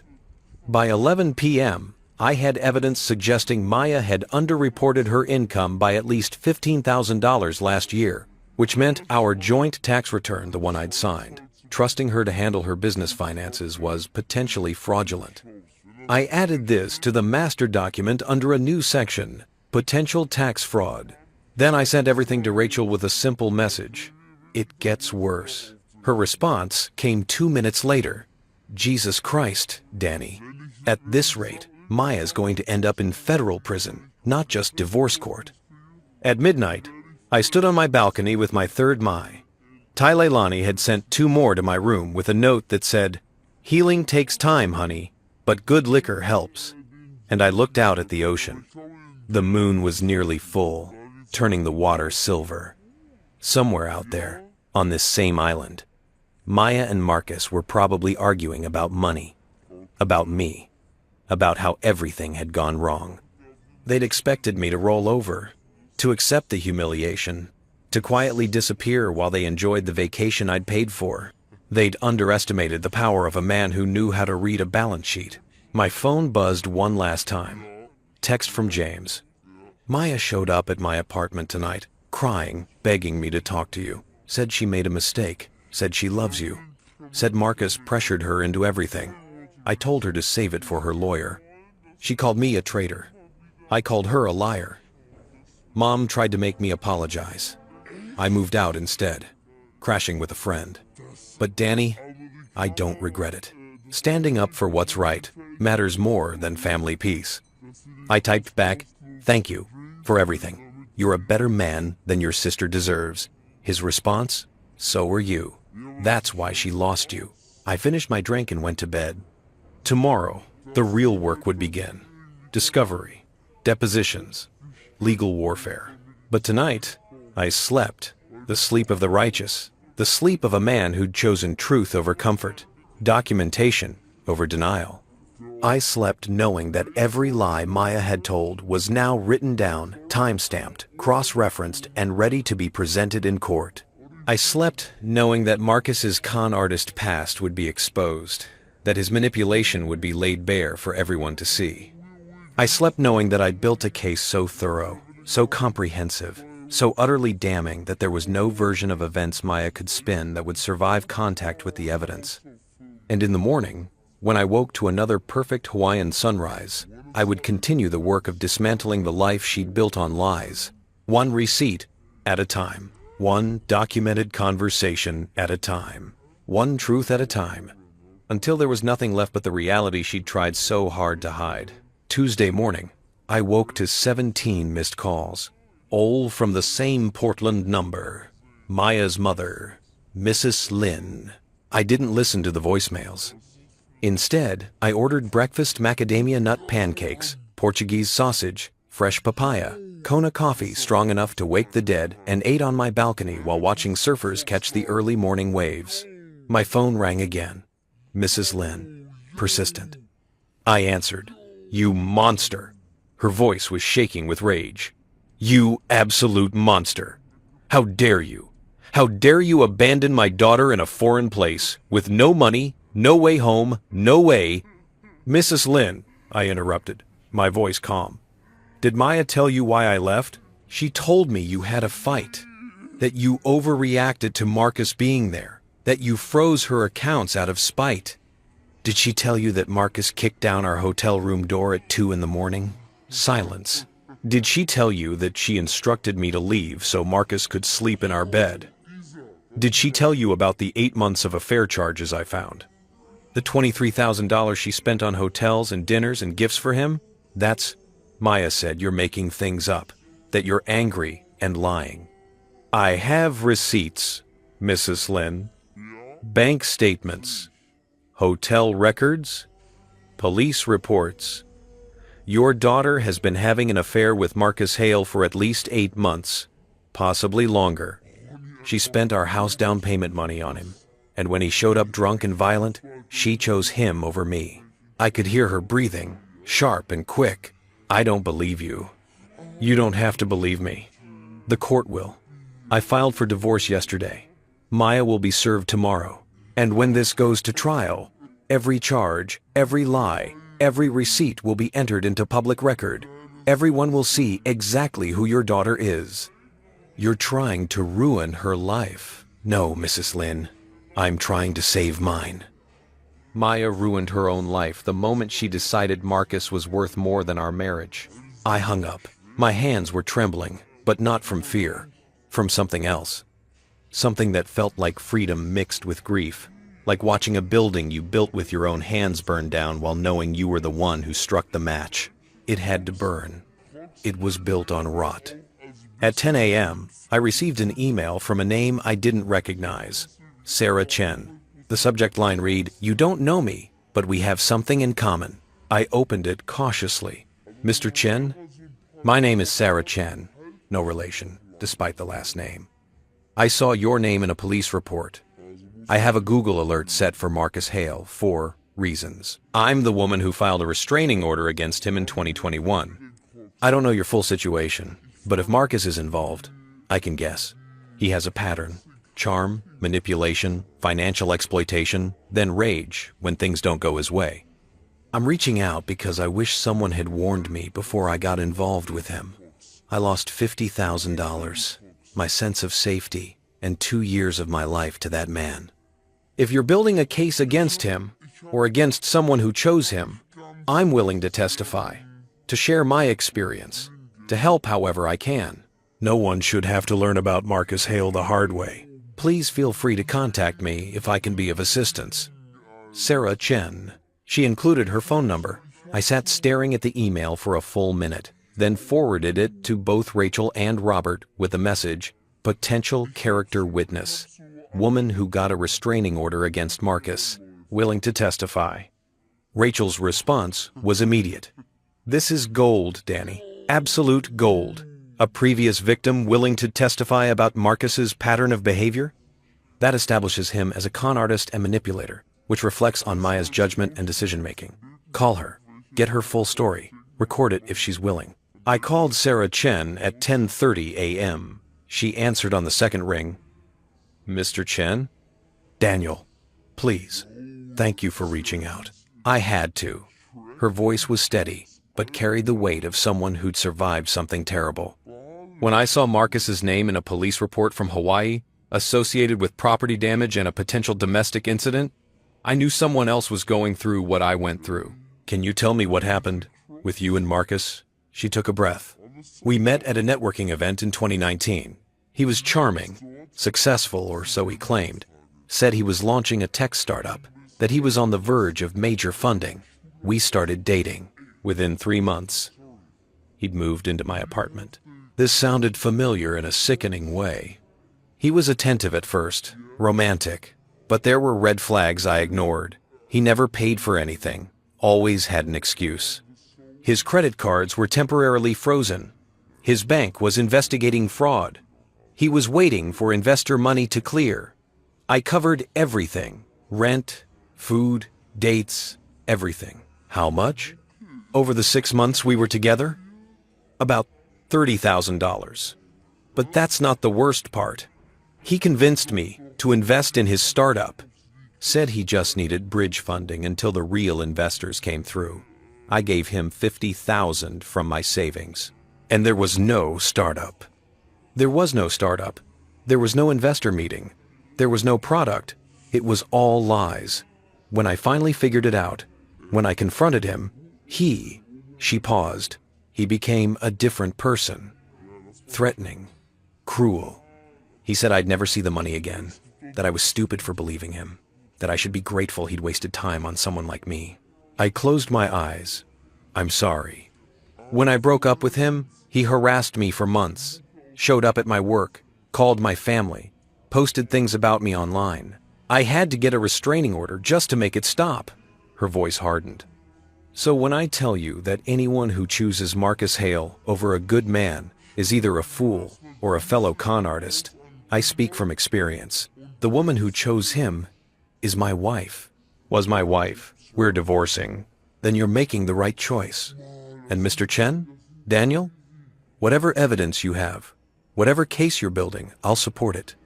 Testimony, deposition, whatever you need. Marcus Hale destroyed my life once. I won't let him get away with destroying someone else's." We talked for another 20 minutes. I recorded the conversation with her permission. She gave me dates, amounts, copies of texts from Marcus that ranged from love bombing to threats. She sent me the court documents from her restraining order case. By the time we hung up, I had another witness, another piece of evidence, another layer of proof that Maya hadn't just made a mistake, she'd chosen to align herself with a predator. At noon, Rachel called. "Danny, you need to see something. Check your email. I'm sending you screenshots from Maya's Instagram." I opened my laptop. The email contained 3 screenshots, all from Maya's Instagram story, posted within the last hour. The first was a selfie of Maya, tear-stained and exhausted, with text overlay. "When the person you trusted most betrays you in your darkest moment." The second was a quote graphic. Narcissists will destroy you, and then convince everyone you're the crazy one.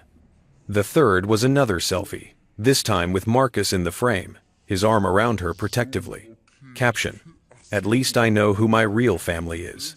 Blood doesn't make you, loyal actions do." I stared at the images, something cold and sharp settling in my chest. "She's building a counter-narrative," Rachel said, "making herself the victim. You're the narcissist who abandoned her. Marcus is the hero who saved her." Of course she is. Danny, this is important. Don't respond, don't comment, don't engage at all. Let her tell her story. Because when the evidence comes out in court, when all those receipts become public record, everyone who believed her is going to feel stupid. The bigger the lie she tells now, the harder the truth will hit later. What if people believe her? Some will. Some people always believe the first story they hear. But the people who matter, the judge, the lawyers, the people who actually see the evidence, they'll know the truth. And that's what counts. After we hung up, I sat with my phone in my hand, looking at Maya's Instagram posts. The comments were already pouring in. "Oh, honey, I'm so sorry. You deserve so much better. Some men are just trash. Stay strong, Queen." And from Marcus's account, posted 20 minutes ago, "Standing by the people who matter, real, recognizes real." The urge to respond was overwhelming. To comment, to correct, to post my own evidence and watch her story crumble in real time. But Rachel was right. Silence now would make the truth more devastating later. So I did nothing. I blocked Maya's Instagram, blocked Marcus's, blocked everyone who might try to pull me into the online drama. And I went back to work on my spreadsheet. At 2 p.m., Robert called. "She's been served." 3 words that changed everything. Maya received the divorce papers 1 hour ago. Process server found her at her mother's house in Portland. Apparently she and Marcus caught a red-eye back last night. How did they afford the flights? Good question. I'm guessing Marcus's credit card, or maybe Mrs. Lynn paid. Either way, she's officially been notified of the divorce proceedings. She has 30 days to respond. What happens now? Now we wait for her response. She'll hire a lawyer, probably already has one if she's smart. They'll file a counter-petition. We'll enter discovery phase. And then, things get really interesting. How interesting? Well, I've subpoenaed all financial records from the last 3 years. Bank statements, credit card statements, tax returns, everything. We've also requested all communications between Maya and Marcus, texts, emails, social media messages, and we filed interrogatories, written questions she has to answer under oath, such as, "Please detail all expenditures from joint marital accounts for the period of January 2024 to present," and "Please provide the names and contact information for all individuals with whom you maintained a romantic or sexual relationship during the marriage." And my personal favorite, "Please explain the source of funds for the $47,000 credit line on your personal credit card." I smiled. It felt sharp. She's going to hate that. She's going to have to answer it, under penalty of perjury, which means either she tells the truth and incriminates herself, or she lies and commits a felony. What about Marcus? Can we get his records too? Trickier. He's not party to the divorce, but we can subpoena his testimony as a witness. And if we can prove he knowingly participated in the dissipation of marital assets, which the hotel receipts and gift purchases suggest, we might be able to hold him financially liable as well. You're saying I could sue Marcus? Potentially, yes. For alienation of affection or criminal conversation, both are still viable torts in some contexts. Oregon doesn't recognize them, but the principle of third-party liability for financial harm still applies. We'd have to be creative, but it's possible. The idea of Marcus having to face legal consequences, not just social ones, was deeply satisfying. Do it, whatever it takes. At 4 p.m., I went for another walk on the beach. The afternoon sun was intense, the sand almost too hot to walk on. But I needed to move, needed to think, needed to process everything that was happening. In 3 days, my entire life had disassembled. Marriage ended. Accounts frozen. Legal warfare initiated. A woman I'd loved for 6 years, revealed as a stranger. But I wasn't falling apart. If anything, I was sharpening. Each new piece of evidence, each new ally, each new legal maneuver, they were building something. Not a marriage, but a case. Not a future together, but a victory alone. I thought about Sarah Chen's story. The pattern Marcus followed: charm, exploit, discard. And I wondered how long it would take before Maya became his next victim instead of his accomplice. Would he drain her accounts like he'd drained mine? Would he isolate her from family like he'd isolated Sarah? Would she end up filing a restraining order too, 6 months or a year from now, wondering how she'd been so blind? Part of me, a small, vindictive part, hoped so. Most of me just felt tired. My phone buzzed. Text from James. Maya's lawyer just contacted Robert. She's requesting mediation. Says she wants to resolve this amicably without dragging both families through public humiliation. Translation: she knows she's fucked and wants to settle before discovery reveals everything. I called him. How do you know this? Maya called me, crying, begging me to convince you to drop the divorce, or at least agree to mediation. Said she can explain everything, that it's not what it looks like, that Marcus manipulated her. What did you say? I said that if Marcus manipulated her, she should probably file a police report. Then I hung up. He sighed. Daniel, she's scared. I've never seen my sister scared like this. She knows what you have on her. Good.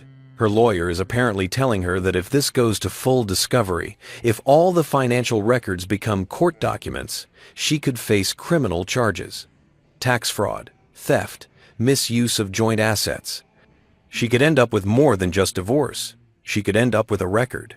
Also good. Are you going to agree to mediation? I watched the waves roll in, endless and indifferent.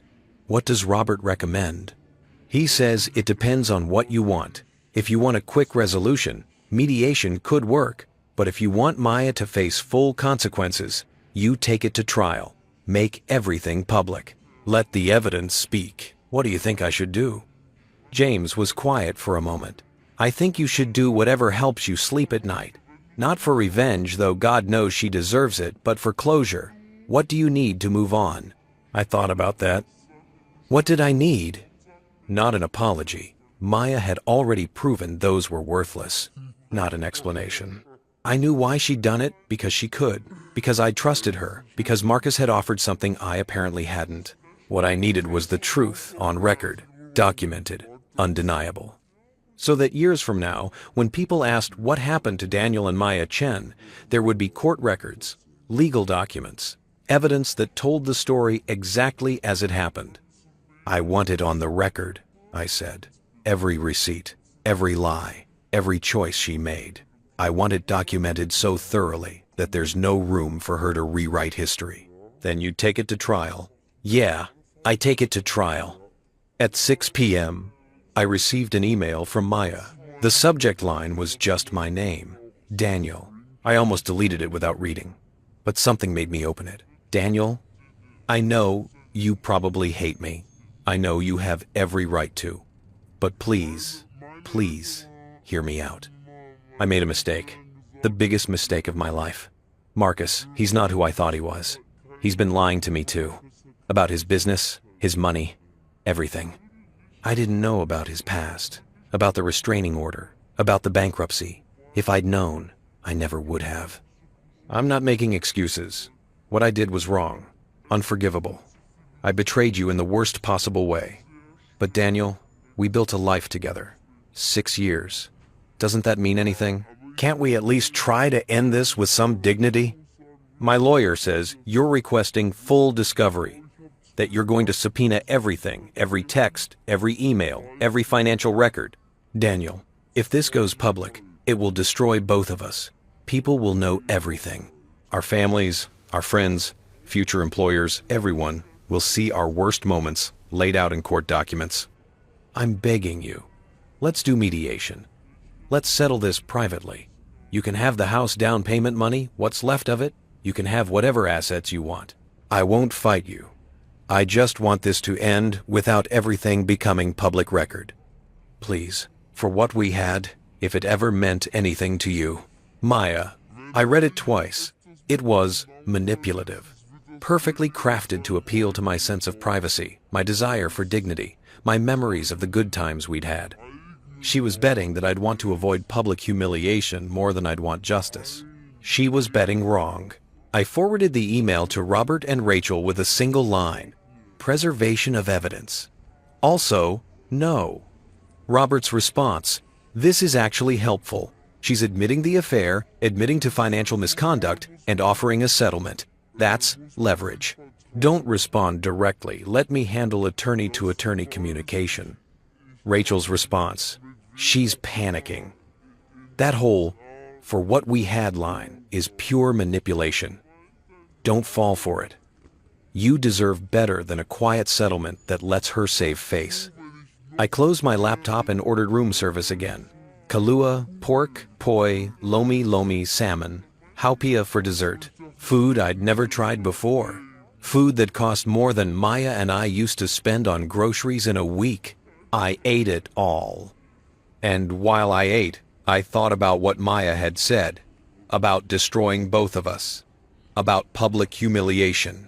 She was right that court records would be public, right that everyone would see everything. But she was wrong about one thing. The truth wouldn't destroy me. I wasn't the one who'd lied. I wasn't the one who'd stolen. I wasn't the one who'd kicked down doors or chosen an affair over a marriage or spent thousands of dollars on a con artist while claiming we couldn't afford date nights. The truth would vindicate me. And if it destroyed her in the process, well, she'd built her reputation on lies. She didn't get to cry about it crumbling when the truth came out. At 9 p.m., I sat on my balcony with a glass of wine, a Napa Cabernet that cost $80 and tasted like justified revenge, and I made a list. Not a spreadsheet this time, just a list. Handwritten, cathartic. Things I will not do. Respond to Maya's emails. Engage with her social media narrative. Accept mediation to save her from consequences. Feel guilty for protecting myself. Pretend this didn't happen. Let her rewrite history. Things I will do. See this through to the end. Let every receipt speak. Build a case so strong there's no room for doubt. Protect my financial future. Protect my emotional future. Remember that truth matters more than temporary peace. I took a photo of the list and sent it to Rachel. Her response: this is your manifesto. Frame it. You're going to need these reminders when she tries to make you feel guilty, and she will try. At 11 p.m., I fell asleep to the sound of waves against the shore. And I dreamed of courtrooms and spreadsheets and truth told in numbered rows, columns of evidence marching like soldiers into a battle I was going to win. Not because I was better than Maya, but because I had something she didn't. Documentation. And in the war between competing narratives, documentation always wins. Wednesday morning in Hawaii meant Tuesday night had just ended in Portland. The time difference created a strange disconnect. I was waking to sunshine and coffee while 3 time zones away, Maya was probably lying awake, dreading what the morning would bring. Discovery had officially begun. At 7 a.m. Hawaii time, I received an email from Robert with the subject line, "Initial discovery responses. You need to see this." I opened it on my balcony, the ocean breeze carrying the scent of plumeria, while I read about the systematic destruction of my marriage in legal terminology. Daniel, Maya's attorney, Jennifer Wu from Cascade Family Law, filed her initial response yesterday evening. She's contesting the asset division, claiming the charges you've identified as affair expenses were actually legitimate business and personal expenditures that you mischaracterized out of vindictiveness. More interesting, she's claiming you were financially controlling, that you monitored her spending obsessively, that she felt trapped and surveilled in the marriage. She's arguing that her friendship with Marcus provided emotional support during a difficult time in your marriage, a marriage she claims had been failing for years due to your workaholic tendencies and emotional unavailability. She's also claiming the Hawaii trip was a last-ditch effort to save the marriage, and that you fabricated the door-kicking incident to justify abandoning her. Attached are her interrogatory responses. They're creative. I downloaded the attachment. 47 pages of legal doublespeak, but certain sections stood out. Interrogatory 12. Please detail all expenditures from joint marital accounts exceeding $100 for the period January 2024 to present. Maya's response. Respondent objects to this interrogatory as overly broad, unduly burdensome, and designed to harass rather than illuminate. Without waiving said objection, respondent states that all expenditures from joint accounts were for legitimate marital purposes, including, but not limited to, household expenses, groceries, transportation, clothing, professional development, and reasonable entertainment. Petitioner's characterization of these expenses as improper is both inaccurate and defamatory. Interrogatory 15. Please identify all individuals with whom you maintained a romantic or sexual relationship during the marriage. Maya's response.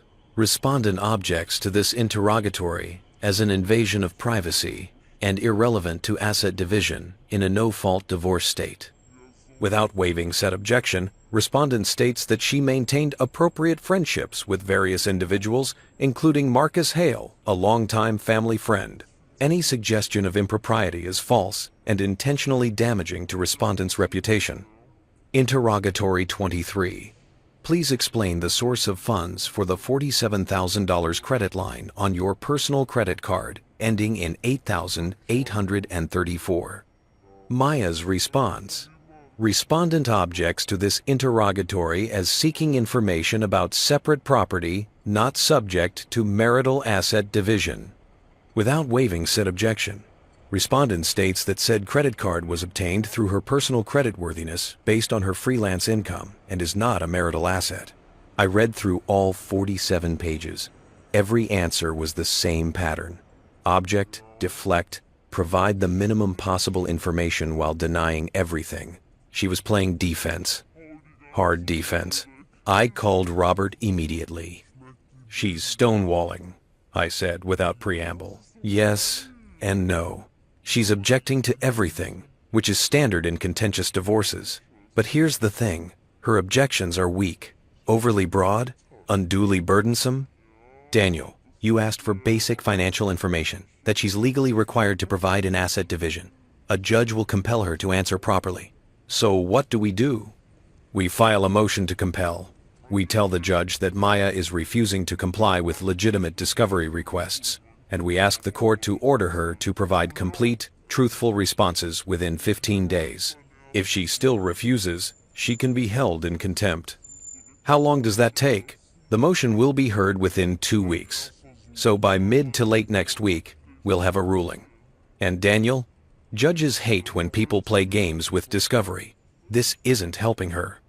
After we hung up, I opened my laptop and created a new document. Maya's discovery responses, analysis, and counter evidence. For each of her objections and denials, I created a corresponding section with evidence that contradicted her claims. Maya claims all expenditures were for legitimate marital purposes. Evidence: November 3rd, $485 at Skamania Lodge while I was in Portland, and she claimed to be in Seattle. Hotel records show room booked for 2 adults. Her college friends all posted from Eugene that same day, contradicting her shopping with friends story. Maya claims relationship with Marcus was appropriate friendship. Evidence: Nordstrom purchase of men's clothing in Marcus's size. Multiple hotel bookings. Venmo payments with romantic emojis.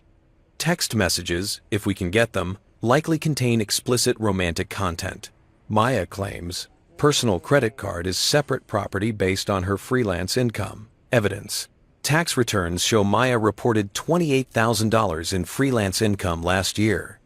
A $47,000 credit line would require income of approximately $140,000 plus, or significant assets as collateral. Where did that qualification come from?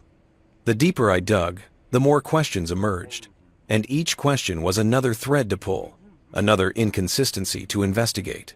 At 10 a.m., Rachel called. "Have you seen Maya's financial disclosure yet? Robert sent it this morning." Why? Because I've been going through it, and Danny, the numbers don't add up. Like fundamentally don't add up. She sounded excited, which for Rachel meant she'd found something damning. What do you mean? Maya's disclosure claims she earned $28,000 in freelance income last year, right? But I cross-referenced that with her business bank account statements, which she was required to disclose, and there are deposits totaling almost $70,000. I sat up straighter. 70,000? $68,412 to be exact. Which means either she failed to report $40,000 in income on your joint tax return, or that money came from somewhere else. Where else could it come from? That's what we need to find out. But Danny, if she underreported income on your tax return, that's tax fraud, and you signed that return, which means you could potentially be liable too. My stomach dropped. Are you serious? I'm already contacting a tax attorney. We need to file an amended return immediately, declaring that you had no knowledge of Maya's actual income and that you relied on her representation when signing. We need to get ahead of this before the IRS does. Jesus Christ. What else is she hiding? That's what discovery is for. We're going to find out. At noon, I received a Facebook message from someone I hadn't heard from in 3 years. David Park, one of Maya's freelance clients. Hey Daniel, this is super awkward, but I just heard through the grapevine that you and Maya are divorcing. I'm really sorry, man, but I need to tell you something that's been bothering me. Last year, Maya did a rebrand project for my company. We paid her $15,000. But when she invoiced us, she asked us to split the payment $8,000 to her business account and $7,000 to her personal Venmo. She said it was for tax purposes. I didn't think much of it at the time, but now I'm wondering if that was legit. I have all the records if you need them. Invoice, payment confirmations, everything. I just thought you should know. I stared at the message. Maya had been splitting client payments, routing some through her business account, which would appear on tax returns, and some through personal accounts, which wouldn't. That wasn't for tax purposes. That was tax evasion. I thanked David and asked him to send everything to my email. Within an hour, I had invoices from 3 other clients, all showing the same pattern. Large projects split between business and personal accounts, with the personal portions never appearing on our tax returns. I forwarded it all to Rachel and the tax attorney with a subject line, "More tax fraud evidence." Rachel's response was immediate. "Danny, this is serious. Really serious. Maya could be looking at criminal charges. And if the IRS determines you knew about this, you could be charged as an accomplice. We need to prove you had no knowledge. Did you ever handle Maya's business finances? Did you ever see her invoices or client communications?" I thought back. No. Maya had always insisted on keeping her business finances separate. Professional boundaries, she'd said. I need to feel independent. I'd respected that, trusted that. And she'd used that trust to commit fraud. At 2 p.m., I received a call from an unknown number with a Portland area code. Daniel Chen? End Daniel Chen. Yes, this is Marcus Hale. We need to talk. Every muscle in my body tensed. We have nothing to talk about. Yes, we do. You're destroying Maya's life over a misunderstanding. This whole thing got out of hand, but it doesn't have to be this way. We can work this out like adults. The audacity was breathtaking. Work it out? My voice was cold. You kicked down my hotel room door.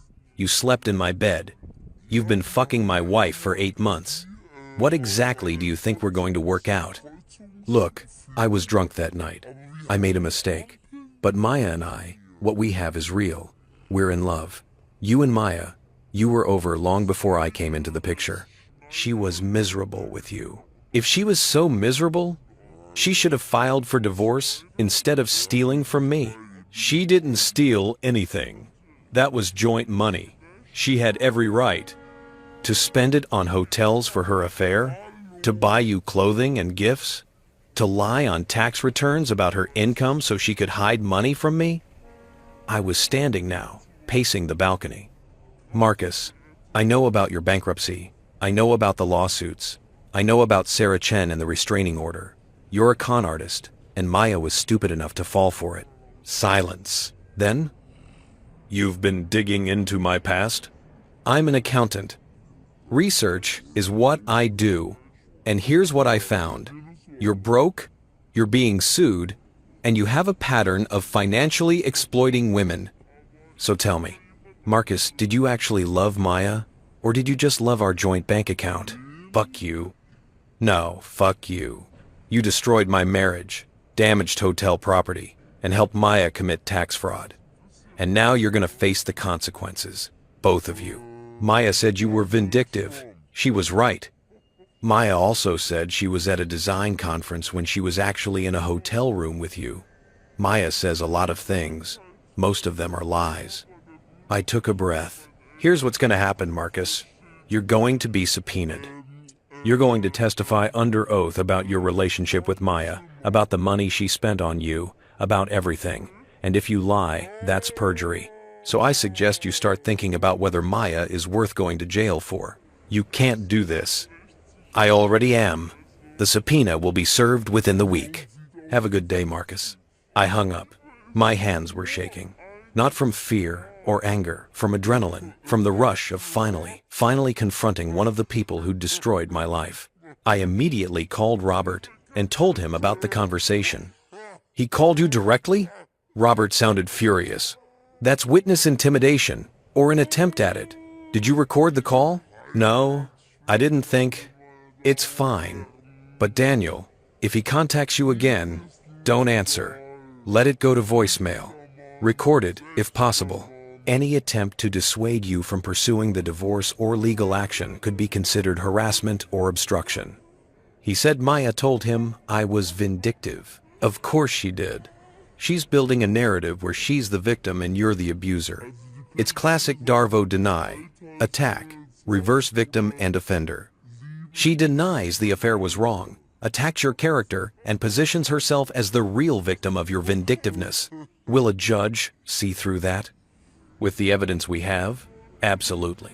Judges see this pattern all the time. The spouse who got caught trying to claim the spouse who caught them is the real villain. It never works when there's documentation. At 4 p.m., I received an email from Maya's lawyer. Mr. Chen, I am writing on behalf of my client, Maya Chen, to formally request that you cease all contact with third parties regarding the dissolution of your marriage. It has come to our attention that you have been discussing private marital matters with various individuals, including but not limited to mutual acquaintances, former clients of Miss Chen, and members of both families. These communications are causing significant emotional distress to my client and may constitute harassment. We ask that you direct all communication through our offices and refrain from further attempts to damage Miss Chen's reputation or business relationships. Additionally, we must object in the strongest terms to your apparent campaign to portray Miss Chen in a negative light on social media and through private channels. This behavior is unbecoming and potentially actionable. We trust you will govern yourself accordingly. Sincerely, Jennifer Wu, Esquire, Cascade Family Law. I forwarded it to Robert with one word. Thoughts? His response came within minutes. This is desperation.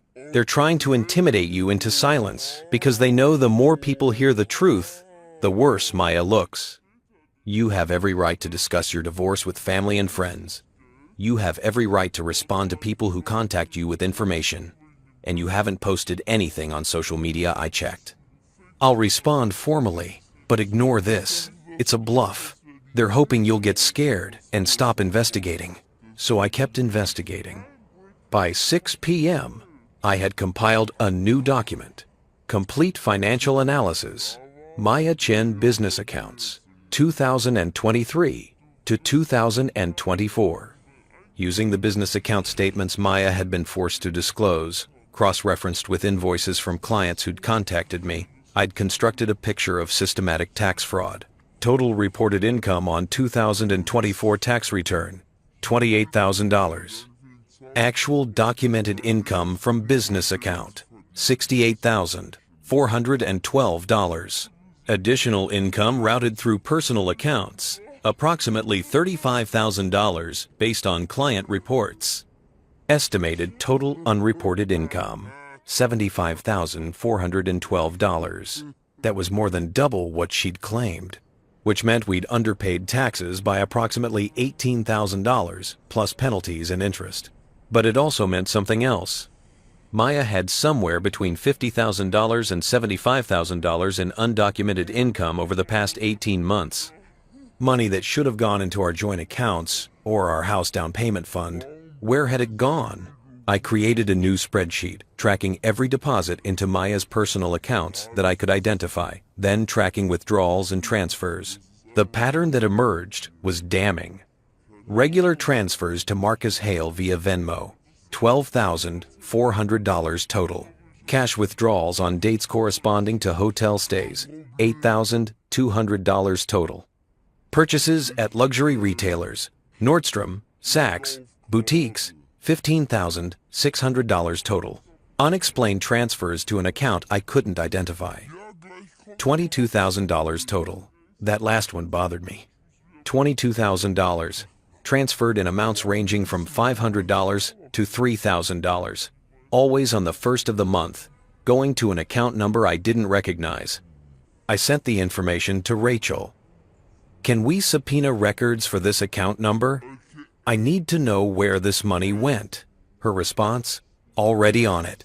That's a valid discovery request tracing marital funds.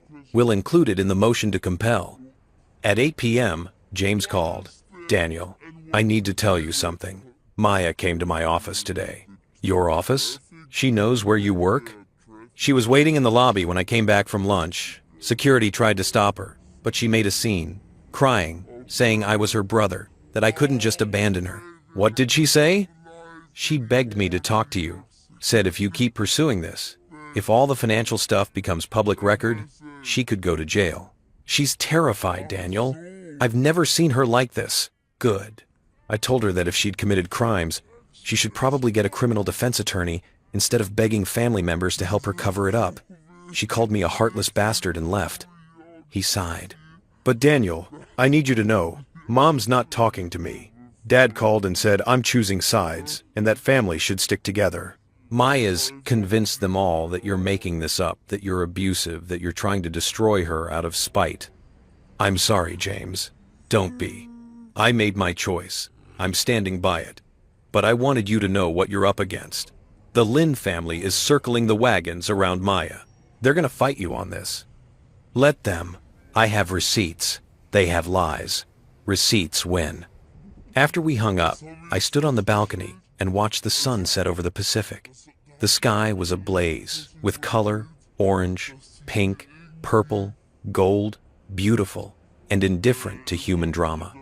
I thought about Maya's family, about the narrative she'd constructed, about the people who believed her because belief was easier than accepting that someone they loved had done something unforgivable.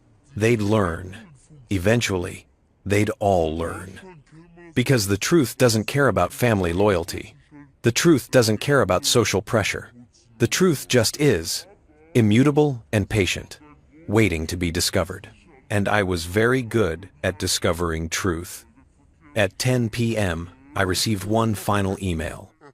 From Sarah Chen, the woman who'd gotten the restraining order against Marcus. Daniel, I've been subpoenaed to testify in your divorce proceedings. My lawyer says I don't have to comply since I'm not a party to the divorce, but I want to. I want to tell the truth about Marcus. But I need you to know something. After our conversation, I did some research. I found Maya's social media, her Instagram stories, her posts about being betrayed in her darkest moment. I've seen this before, with Marcus. He convinces women that they're the victims, that everyone else is against them, that he's the only one who understands. It's textbook manipulation. Maya might be a willing participant in the affair. She might have knowingly stolen from you. But she's also likely another one of Marcus's victims. He's very good at finding vulnerable people and exploiting them. I'm not saying this to defend her. What she did to you is unforgivable. But when this all comes out, when she realizes what Marcus really is, she's gonna crash hard. And I just wanted you to be prepared for that. Some of us who've survived Marcus, we've talked about forming a support group. If Maya ever reaches out, If she ever admits what happened, tell her she can contact me. Not for your sake, for hers. Sarah. I read the email 3 times. Part of me appreciated Sarah's compassion, her ability to see Maya as a victim too, despite everything. But another part, the part that had been betrayed, lied to, stolen from, and discarded that part, didn't care if Maya was a victim. She'd still made choices. She'd still chosen Marcus over me. She'd still spent our money, lied on our taxes, kicked me out of our hotel room. Victim or not, she'd committed those acts. And victim or not, she'd face the consequences. I saved Sarah's email in a folder labeled Character Witnesses and closed my laptop. Tomorrow, the motion to compel would be filed. Maya would have to answer questions she'd been avoiding. The mysterious account would be identified. The tax fraud would be documented. Tomorrow, the discovery would continue. But tonight, I slept, and I dreamed of spreadsheets and courtrooms and truth marching forward like an army of numbers, relentless and unstoppable, crushing every lie in its path. Friday morning arrived with the weight of inevitability. I'd been in Hawaii for 9 days, 9 days that felt simultaneously like a lifetime and like no time at all. The resort had become familiar, the routines comforting, the isolation almost pleasant. But today was different. Today, Maya would be deposed. I wasn't allowed to be in the room. Robert had been clear about that. In Oregon, the deposition would take place at Jennifer Wu's office in Portland, with Maya, her attorney, Robert, via video conference, a court reporter, and a stack of evidence that would make lying very difficult. But I could watch via secure video feed from my hotel room. Robert had set it up the night before, testing the connection, making sure I could see and hear everything even though I couldn't participate. "You need to see this," he'd said. "You need to watch her try to maintain the lie when confronted with proof. It'll help you understand exactly who you married." At 8 a.m. Hawaii time, 11 a.m. in Portland, I sat at the desk in my suite with my laptop open, a legal pad beside me, and a cup of coffee that had already gone cold. The screen showed an empty conference room, a long table, leather chairs, a pitcher of water, boxes of documents stacked against one wall. Then people started arriving. Jennifer Wu entered first, mid-40s, perfectly styled, carrying herself with the aggressive confidence of someone who'd built a career on defending the indefensible. She set down her briefcase, arranged documents, checked her phone. Maya entered next, and I felt something twist in my chest. She looked terrible. Not terrible in the way someone looks after a bad night's sleep, terrible in the way someone looks when they've been hollowed out from the inside. Her hair was pulled back in a messy ponytail. She wore no makeup, dark circles under her eyes, a sweater that looked like she'd been sleeping in it. She sat down heavily, hunched over, hands clasped on the table in front of her. Jennifer leaned close, whispering something. Maya nodded but didn't respond. The court reporter arrived, set up her equipment, swore Maya in. Then Robert appeared on the large monitor at the head of the table, his office visible behind him, looking every inch the attorney who'd done this 1,000 times and would win 1,000 more. "Good morning, Miss Chen. I'm Robert Maxwell, attorney for the petitioner, Daniel Chen. Do you understand that you're under oath and that your testimony today is being recorded and may be used in court proceedings?" Maya's voice was barely audible. "Yes." "Please speak up," for the court reporter. "Yes, I understand." Robert shuffled papers. "Let's begin with some basic questions. How long were you married to Daniel Chen?" 6 years. 6 years and 2 months. "And during that marriage, did you maintain joint financial accounts?" "Yes." "Did you have access to those accounts?" "Yes." "Did Daniel have access to your personal accounts?" Maya hesitated. "No." "Why not?" I wanted to keep my business finances separate. For professional reasons." "Did Daniel ever ask to see your business financial records?" "Sometimes, but I told him it was private, that I needed independence." "And he respected that?" "Yes." Robert made a note. "Miss Chen, I'm showing you Exhibit A, a bank statement from your joint checking account for November 2024. Do you recognize this document?" Jennifer Wu interrupted. "We've reviewed this document. My client recognizes it. Miss Chen, I need you to answer for the record. Maya glanced at the paper in front of her. Yes, I recognize it. Please direct your attention to the charge on November 3rd, $485 to Skamania Lodge. Can you explain this charge? I went on a trip with friends. Which friends? Long pause. College friends. Can you name them? I'd rather not involve them in this. Robert's voice remained neutral. Miss Chen, you're under oath. I'm asking you to name the friends you traveled with to Skamania Lodge on November 3rd. Jennifer Wu leaned forward.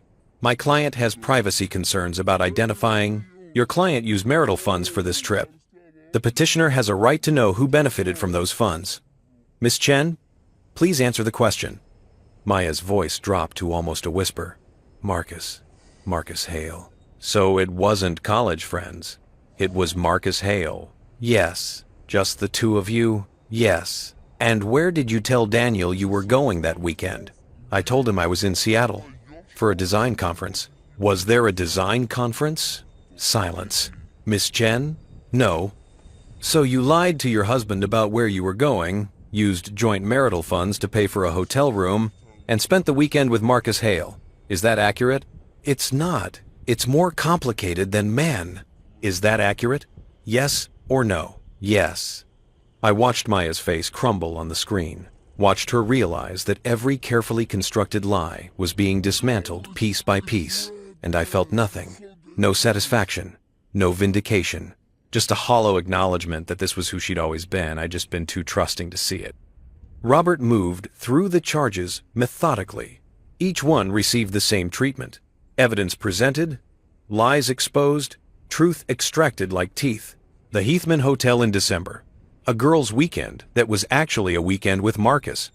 The Cascade Room on Valentine's Day. Dinner with my mother that was actually dinner with Marcus while I worked late. The Nordstrom purchases. Christmas shopping that was actually buying Marcus a $400 leather jacket. By noon, Portland time, Maya had admitted to 17 separate incidents of lying about her whereabouts, all funded by joint accounts, all involving Marcus Hale. Then Robert moved to the financial records. Miss Chen, I'm showing you Exhibit M, your business bank account statements for 2024. According to these records, you received deposits totaling $68,412. Is that correct? Maya stared at the papers. I'd have to review them more carefully. These are your bank statements.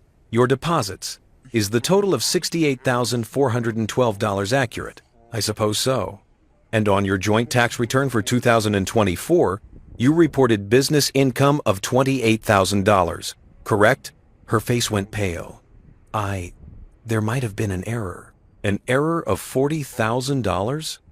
Some of those deposits might have been reimbursements or transfers, not actual income. I see.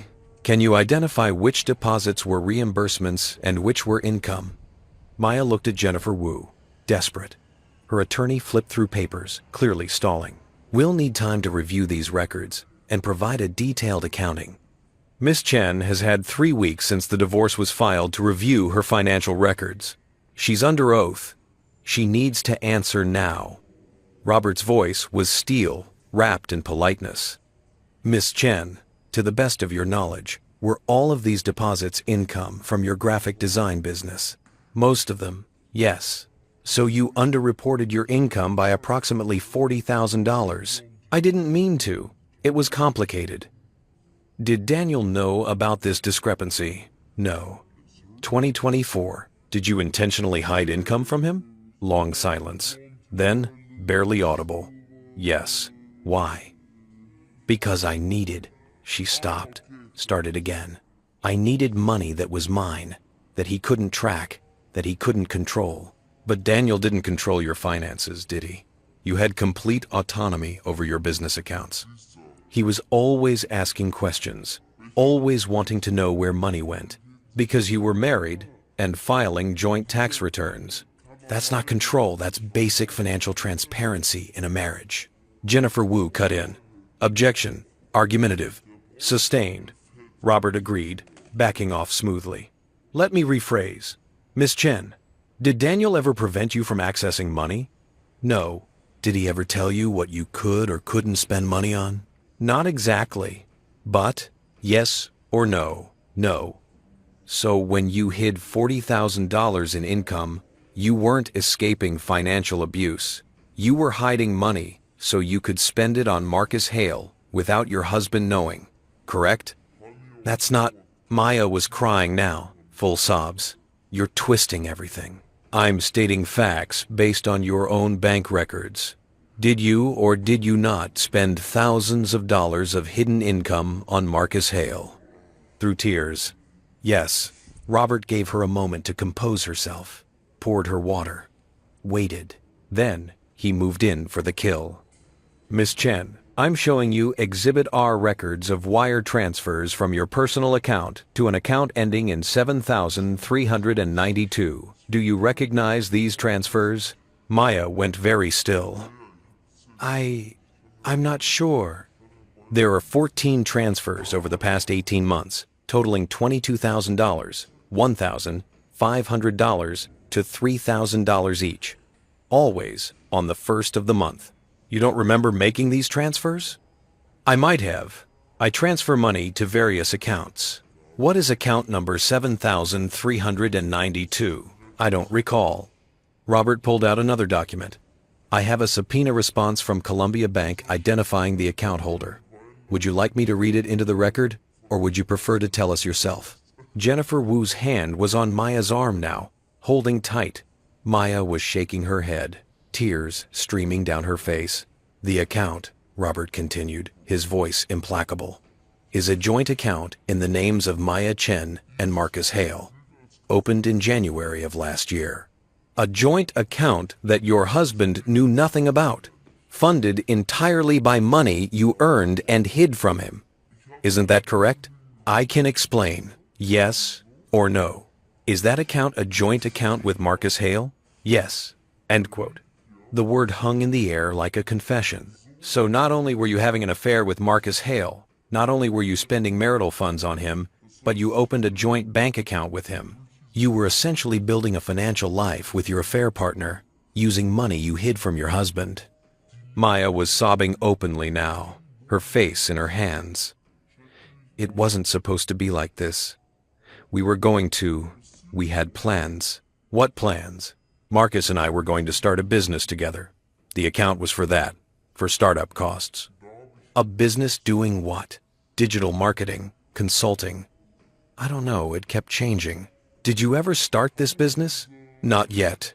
We were still planning. So for 18 months, you transferred $22,000 into a joint account with Marcus Hale for a business that never materialized? He said we needed capital first. He said, once we had enough.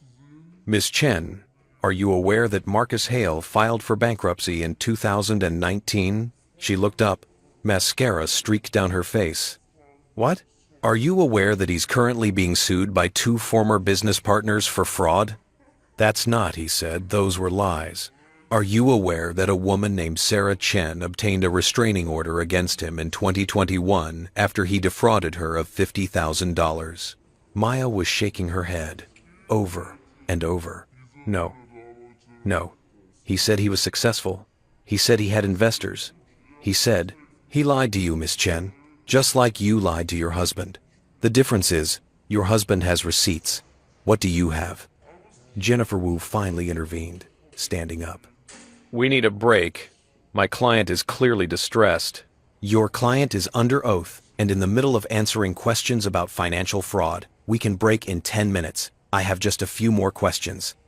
Robert waited until Maya looked up again, her face destroyed, everything she'd believed about Marcus and herself crumbling in real time. Miss Chen, how much money is currently in that joint account with Marcus Hale? She whispered something inaudible. Please speak up. $400. $400. Out of $22,000 you deposited. Yes. Where did the rest go? Marcus needed it. For expenses, for investments, for, I don't know. He handled it. Did you ever see documentation of these investments? He said it was complicated, that he'd show me when things were finalized. Miss Chen, Robert's voice gentled. just slightly. Do you understand that Marcus Hale took $21,600 of your money, and you have nothing to show for it? The silence that followed was devastating.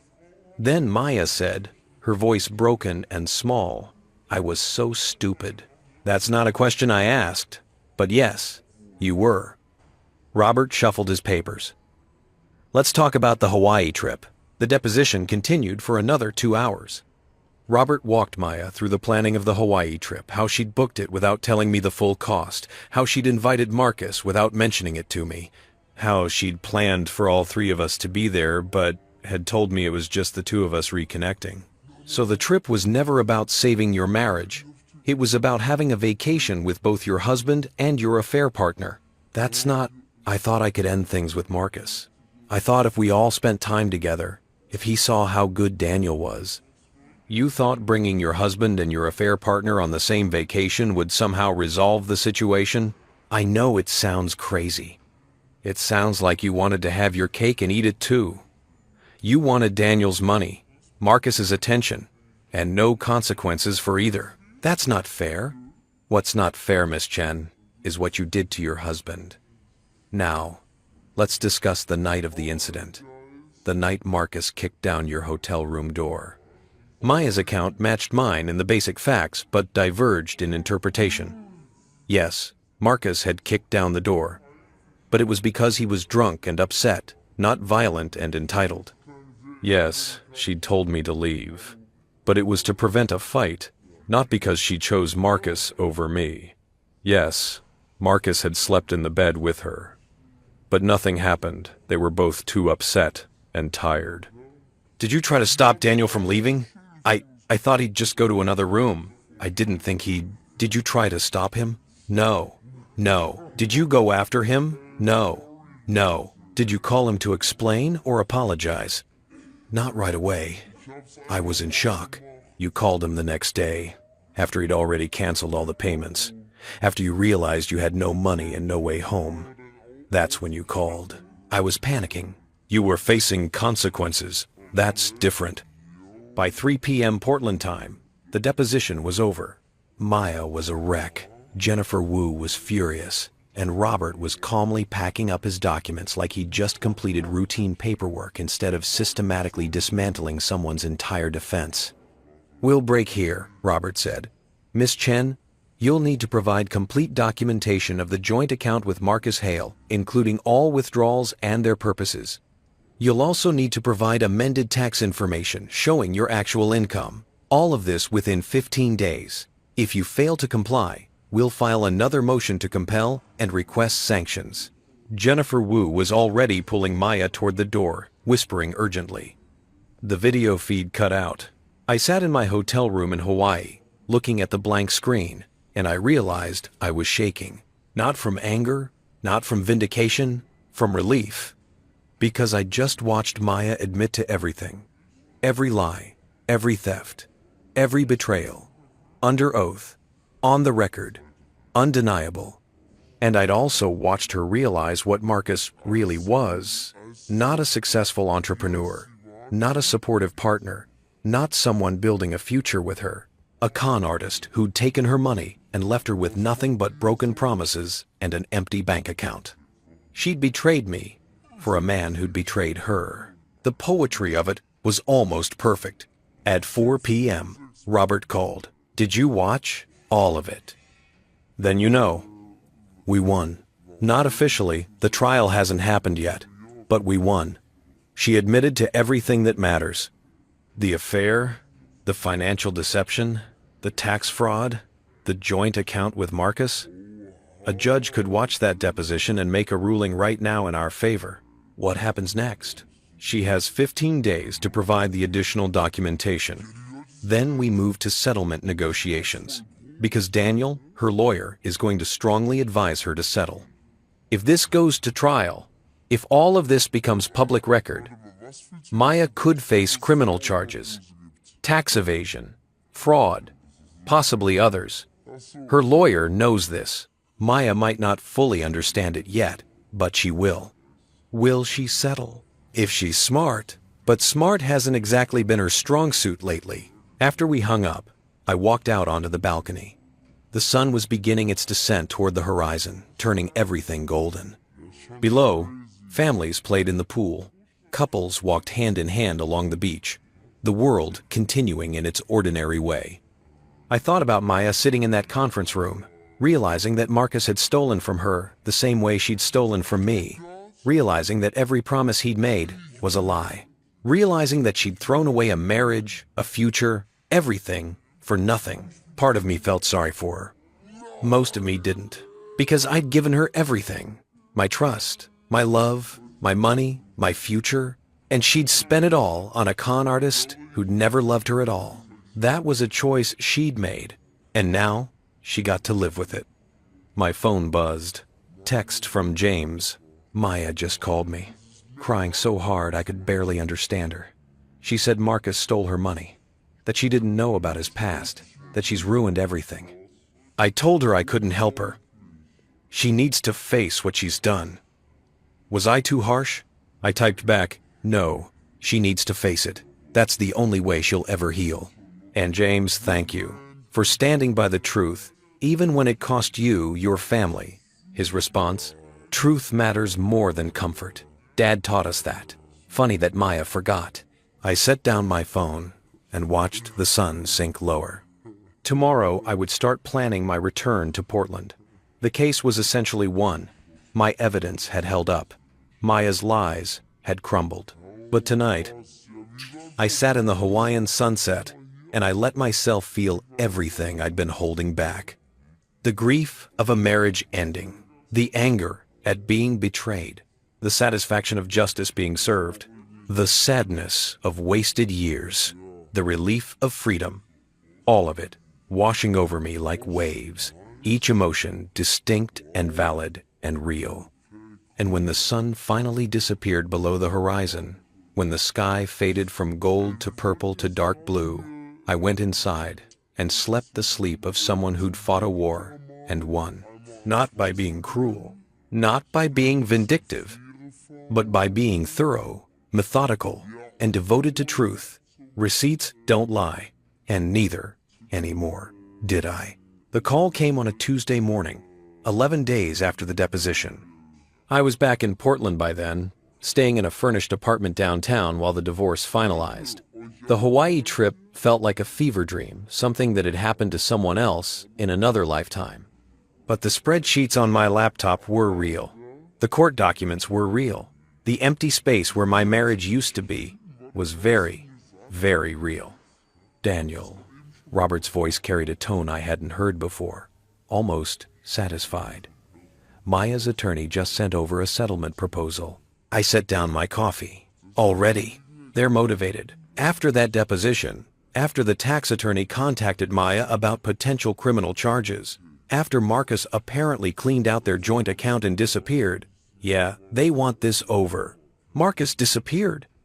According to Jennifer Wu, he stopped returning Maya's calls 3 days ago. The $400 left in their joint account, he withdrew it. Then he blocked her on everything. Classic con artist exit strategy.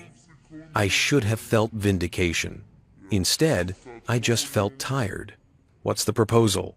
Maya waives all claims to joint assets. You keep the house down payment fund, what's left of it, about $15,000.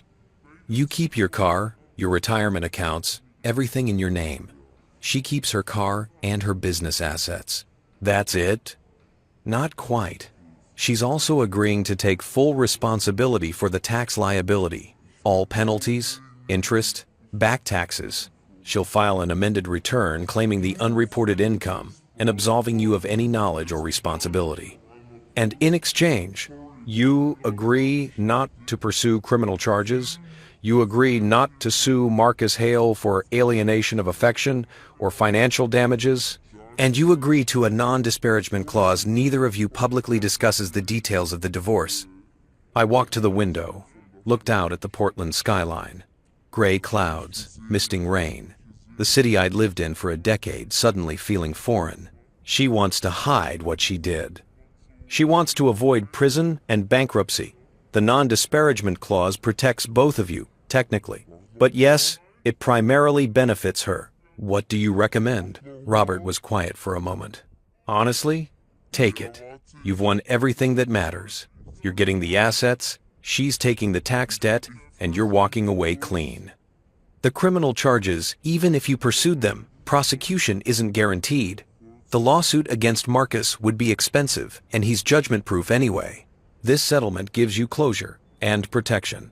But the truth doesn't become public record. No, it stays in sealed court documents. Most people will never know the full story. He paused. Is that what you need? Public vindication? I thought about that. About Maya's Instagram posts, her narrative of being the victim, the people who'd believed her story without question. About the satisfaction of having every receipt, every lie, every betrayal entered into public record for anyone to see. Then I thought about moving forward, about rebuilding, about the energy it would take to pursue criminal charges, to testify in court, to relive the betrayal over and over in depositions and hearings and trials. How long do I have to decide? They want an answer by Friday. I spent 2 days wrestling with the decision. Rachel argued for taking the settlement. You've already won, Danny. Don't let the pursuit of perfect justice prevent you from accepting good justice. Take the W and move on. James was less certain. Whatever you decide, I support. But I know my sister. If there are no public consequences, she'll spin this. She'll tell everyone you settled because you knew you'd lose in court. She'll never acknowledge what she did. Sarah Chen, Marcus's ex, sent me an email. Sometimes the best revenge is living well. Not making them suffer, just refusing to let them make you suffer anymore. On Thursday night, I sat in my temporary apartment with a glass of whiskey and a legal pad, making a list. If I take the settlement, I get my money back. I avoid further legal battles. I protect myself from tax liability. I move forward faster. Maya faces no public consequences. The full truth stays hidden. If I refuse, potential criminal prosecution of Maya, potential lawsuit against Marcus, years more of legal battles, public vindication, exhaustion, continued entanglement with people I want to forget. I stared at the lists for a long time. Then I picked up my phone and called Robert. I'll take the settlement, with one modification. What modification? I want a clause stating that if Maya or Marcus ever publicly misrepresents the facts of our divorce, if either of them claims I was abusive or controlling, or that I fabricated evidence, the non-disparagement clause is void, and all sealed records become available for my use. Robert was silent, thinking, that's actually brilliant. It's a truth insurance policy. She can stay quiet about the details, but she can't lie. I'll propose it. Friday at 3 p.m., Jennifer Wu accepted the modification. By 5 p.m., both attorneys had drafted the final settlement agreement. By Monday, both Maya and I had signed. It was over. 6 years of marriage, 8 months of betrayal, 2 weeks of legal warfare, all reduced to a 23-page settlement agreement with our signatures at the bottom. I sat in my apartment that night, the executed documents on the table in front of me, and I waited to feel something. Relief, maybe. Or triumph. Or grief. Instead, I felt quiet. The kind of quiet that comes after a storm has passed, when the world is still and damp and the air smells like rain and new things growing. My phone buzzed. Text from an unknown number. This is Maya. I know I'm not supposed to contact you, but I need you to know. I'm sorry. For all of it. You deserved better. I hope someday you can forgive me. Not for my sake. For yours. I read it 3 times. Then I deleted it without responding. Forgiveness wasn't something I owed her. Maybe someday I'd find it for my own peace. But not today. Today, I just needed to be free. 2 weeks later, I signed a lease on a new apartment. 1 bedroom, high floor, view of the city and mountains. Space that was mine alone, unmarked by memories of Maya or the life we'd built on lies. I hung my spreadsheets on the wall, not as trophies, but as reminders. That documentation matters. That truth matters. That trust is precious and should be given carefully. James helped me move in, along with Rachel, who flew down from Seattle. We ordered pizza, drank beer, sat on my empty living room floor and talked about everything and nothing. "You did it," Rachel said, raising her bottle. "You survived." "More than survived," James added. "You won." I looked at my sister, my friend, the people who'd stood by me when everything fell apart, and I realized something. I hadn't just documented Maya's betrayal. I documented who stood with me, who chose truth over comfort, who proved that some relationships are built on something stronger than blood or history. "Yeah," I said. "I guess I did." Later, after they left, I stood at my window, looking out at Portland. The city lights were coming on, scattered across the darkening landscape like stars. My phone buzzed one last time. Email from Robert with the subject line, "Final Divorce Decree, Chen v. Chen." I opened the attachment. Official court seal, judge's signature, final decree of dissolution. Effective immediately, I was no longer married to Maya Lin Chen. I was just Daniel Chen, accountant, truth-teller, survivor, man with receipts. I closed the laptop, poured myself a drink, and toasted the empty apartment. To endings that needed to happen, to documentation as self-defense, to the quiet power of knowing the truth, and to whatever came next. 6 months later, I was sitting in a coffee shop in Northwest Portland when I saw her, Maya. She was at the counter, ordering something complicated with oat milk and extra shots, her hands moving nervously as she spoke to the barista. She looked different, thinner, older somehow, with shorter hair and clothes that didn't quite fit right. She hadn't seen me yet. I could have left. Should have left, probably. But I stayed. When she turned with her drink, our eyes met. She froze. For a moment, neither of us moved. Then she walked over, hesitant, like approaching a wild animal that might bolt. "Daniel, Maya, can I?" She gestured to the empty chair across from me. I nodded. She sat down, gripping her coffee cup like a lifeline. "I know we're not supposed to talk. The settlement. The settlement says we can't publicly disparage each other. It doesn't say we can't be civil." She nodded, looking down. "You look good. Healthy. Thanks. You look." I paused, choosing honesty over kindness. "Like you've been through something." A bitter laugh. That's one way to put it. She took a breath. "Marcus took everything. The money in our account. Some things I'd stored at his place. Even my grandmother's necklace I'd left there. Just gone." "I know. Of course you know. You tried to tell me. Sarah Chen tried to tell me. But I didn't listen." She looked up, eyes red. "I destroyed my marriage. My family won't speak to me. I'm in debt to the IRS for $40,000, and I have nothing to show for it except the knowledge that I'm an idiot." I sipped my coffee, said nothing. "I'm not asking for sympathy," she continued, "or forgiveness. If I ever get the chance, I want you to know I understand now. What I did to you, what I threw away." "You were good to me, Daniel. You were loyal and kind, and I repaid that with lies." "Yes," I said simply. "You did." She flinched, but nodded. Are you seeing anyone? That's not really your business anymore." "Right. Of course." She stood up, gathering her things. "I should go. I just wanted to say thank you for not pursuing criminal charges. My lawyer said you could have destroyed me completely. I thought about it. Why didn't you?" I considered the question. "Because destroying you wouldn't have healed me, and in the end, that's what mattered more." She nodded slowly, tears sliding down her cheeks. "I hope you find someone who deserves you. I hope you find yourself," I replied. "The real version, not the one Marcus wanted, or the one you thought you should be. The actual you." She left without another word.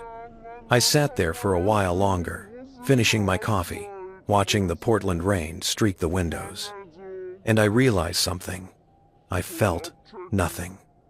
No anger, no satisfaction, no lingering pain. Just peace. The receipts had done their job. The truth had been told. Justice had been served. Now it was just my life. stretching forward, full of possibility and unmarked by the past. I paid for my coffee, left a generous tip, and walked out into the rain. Behind me, the past. Ahead of me, everything else.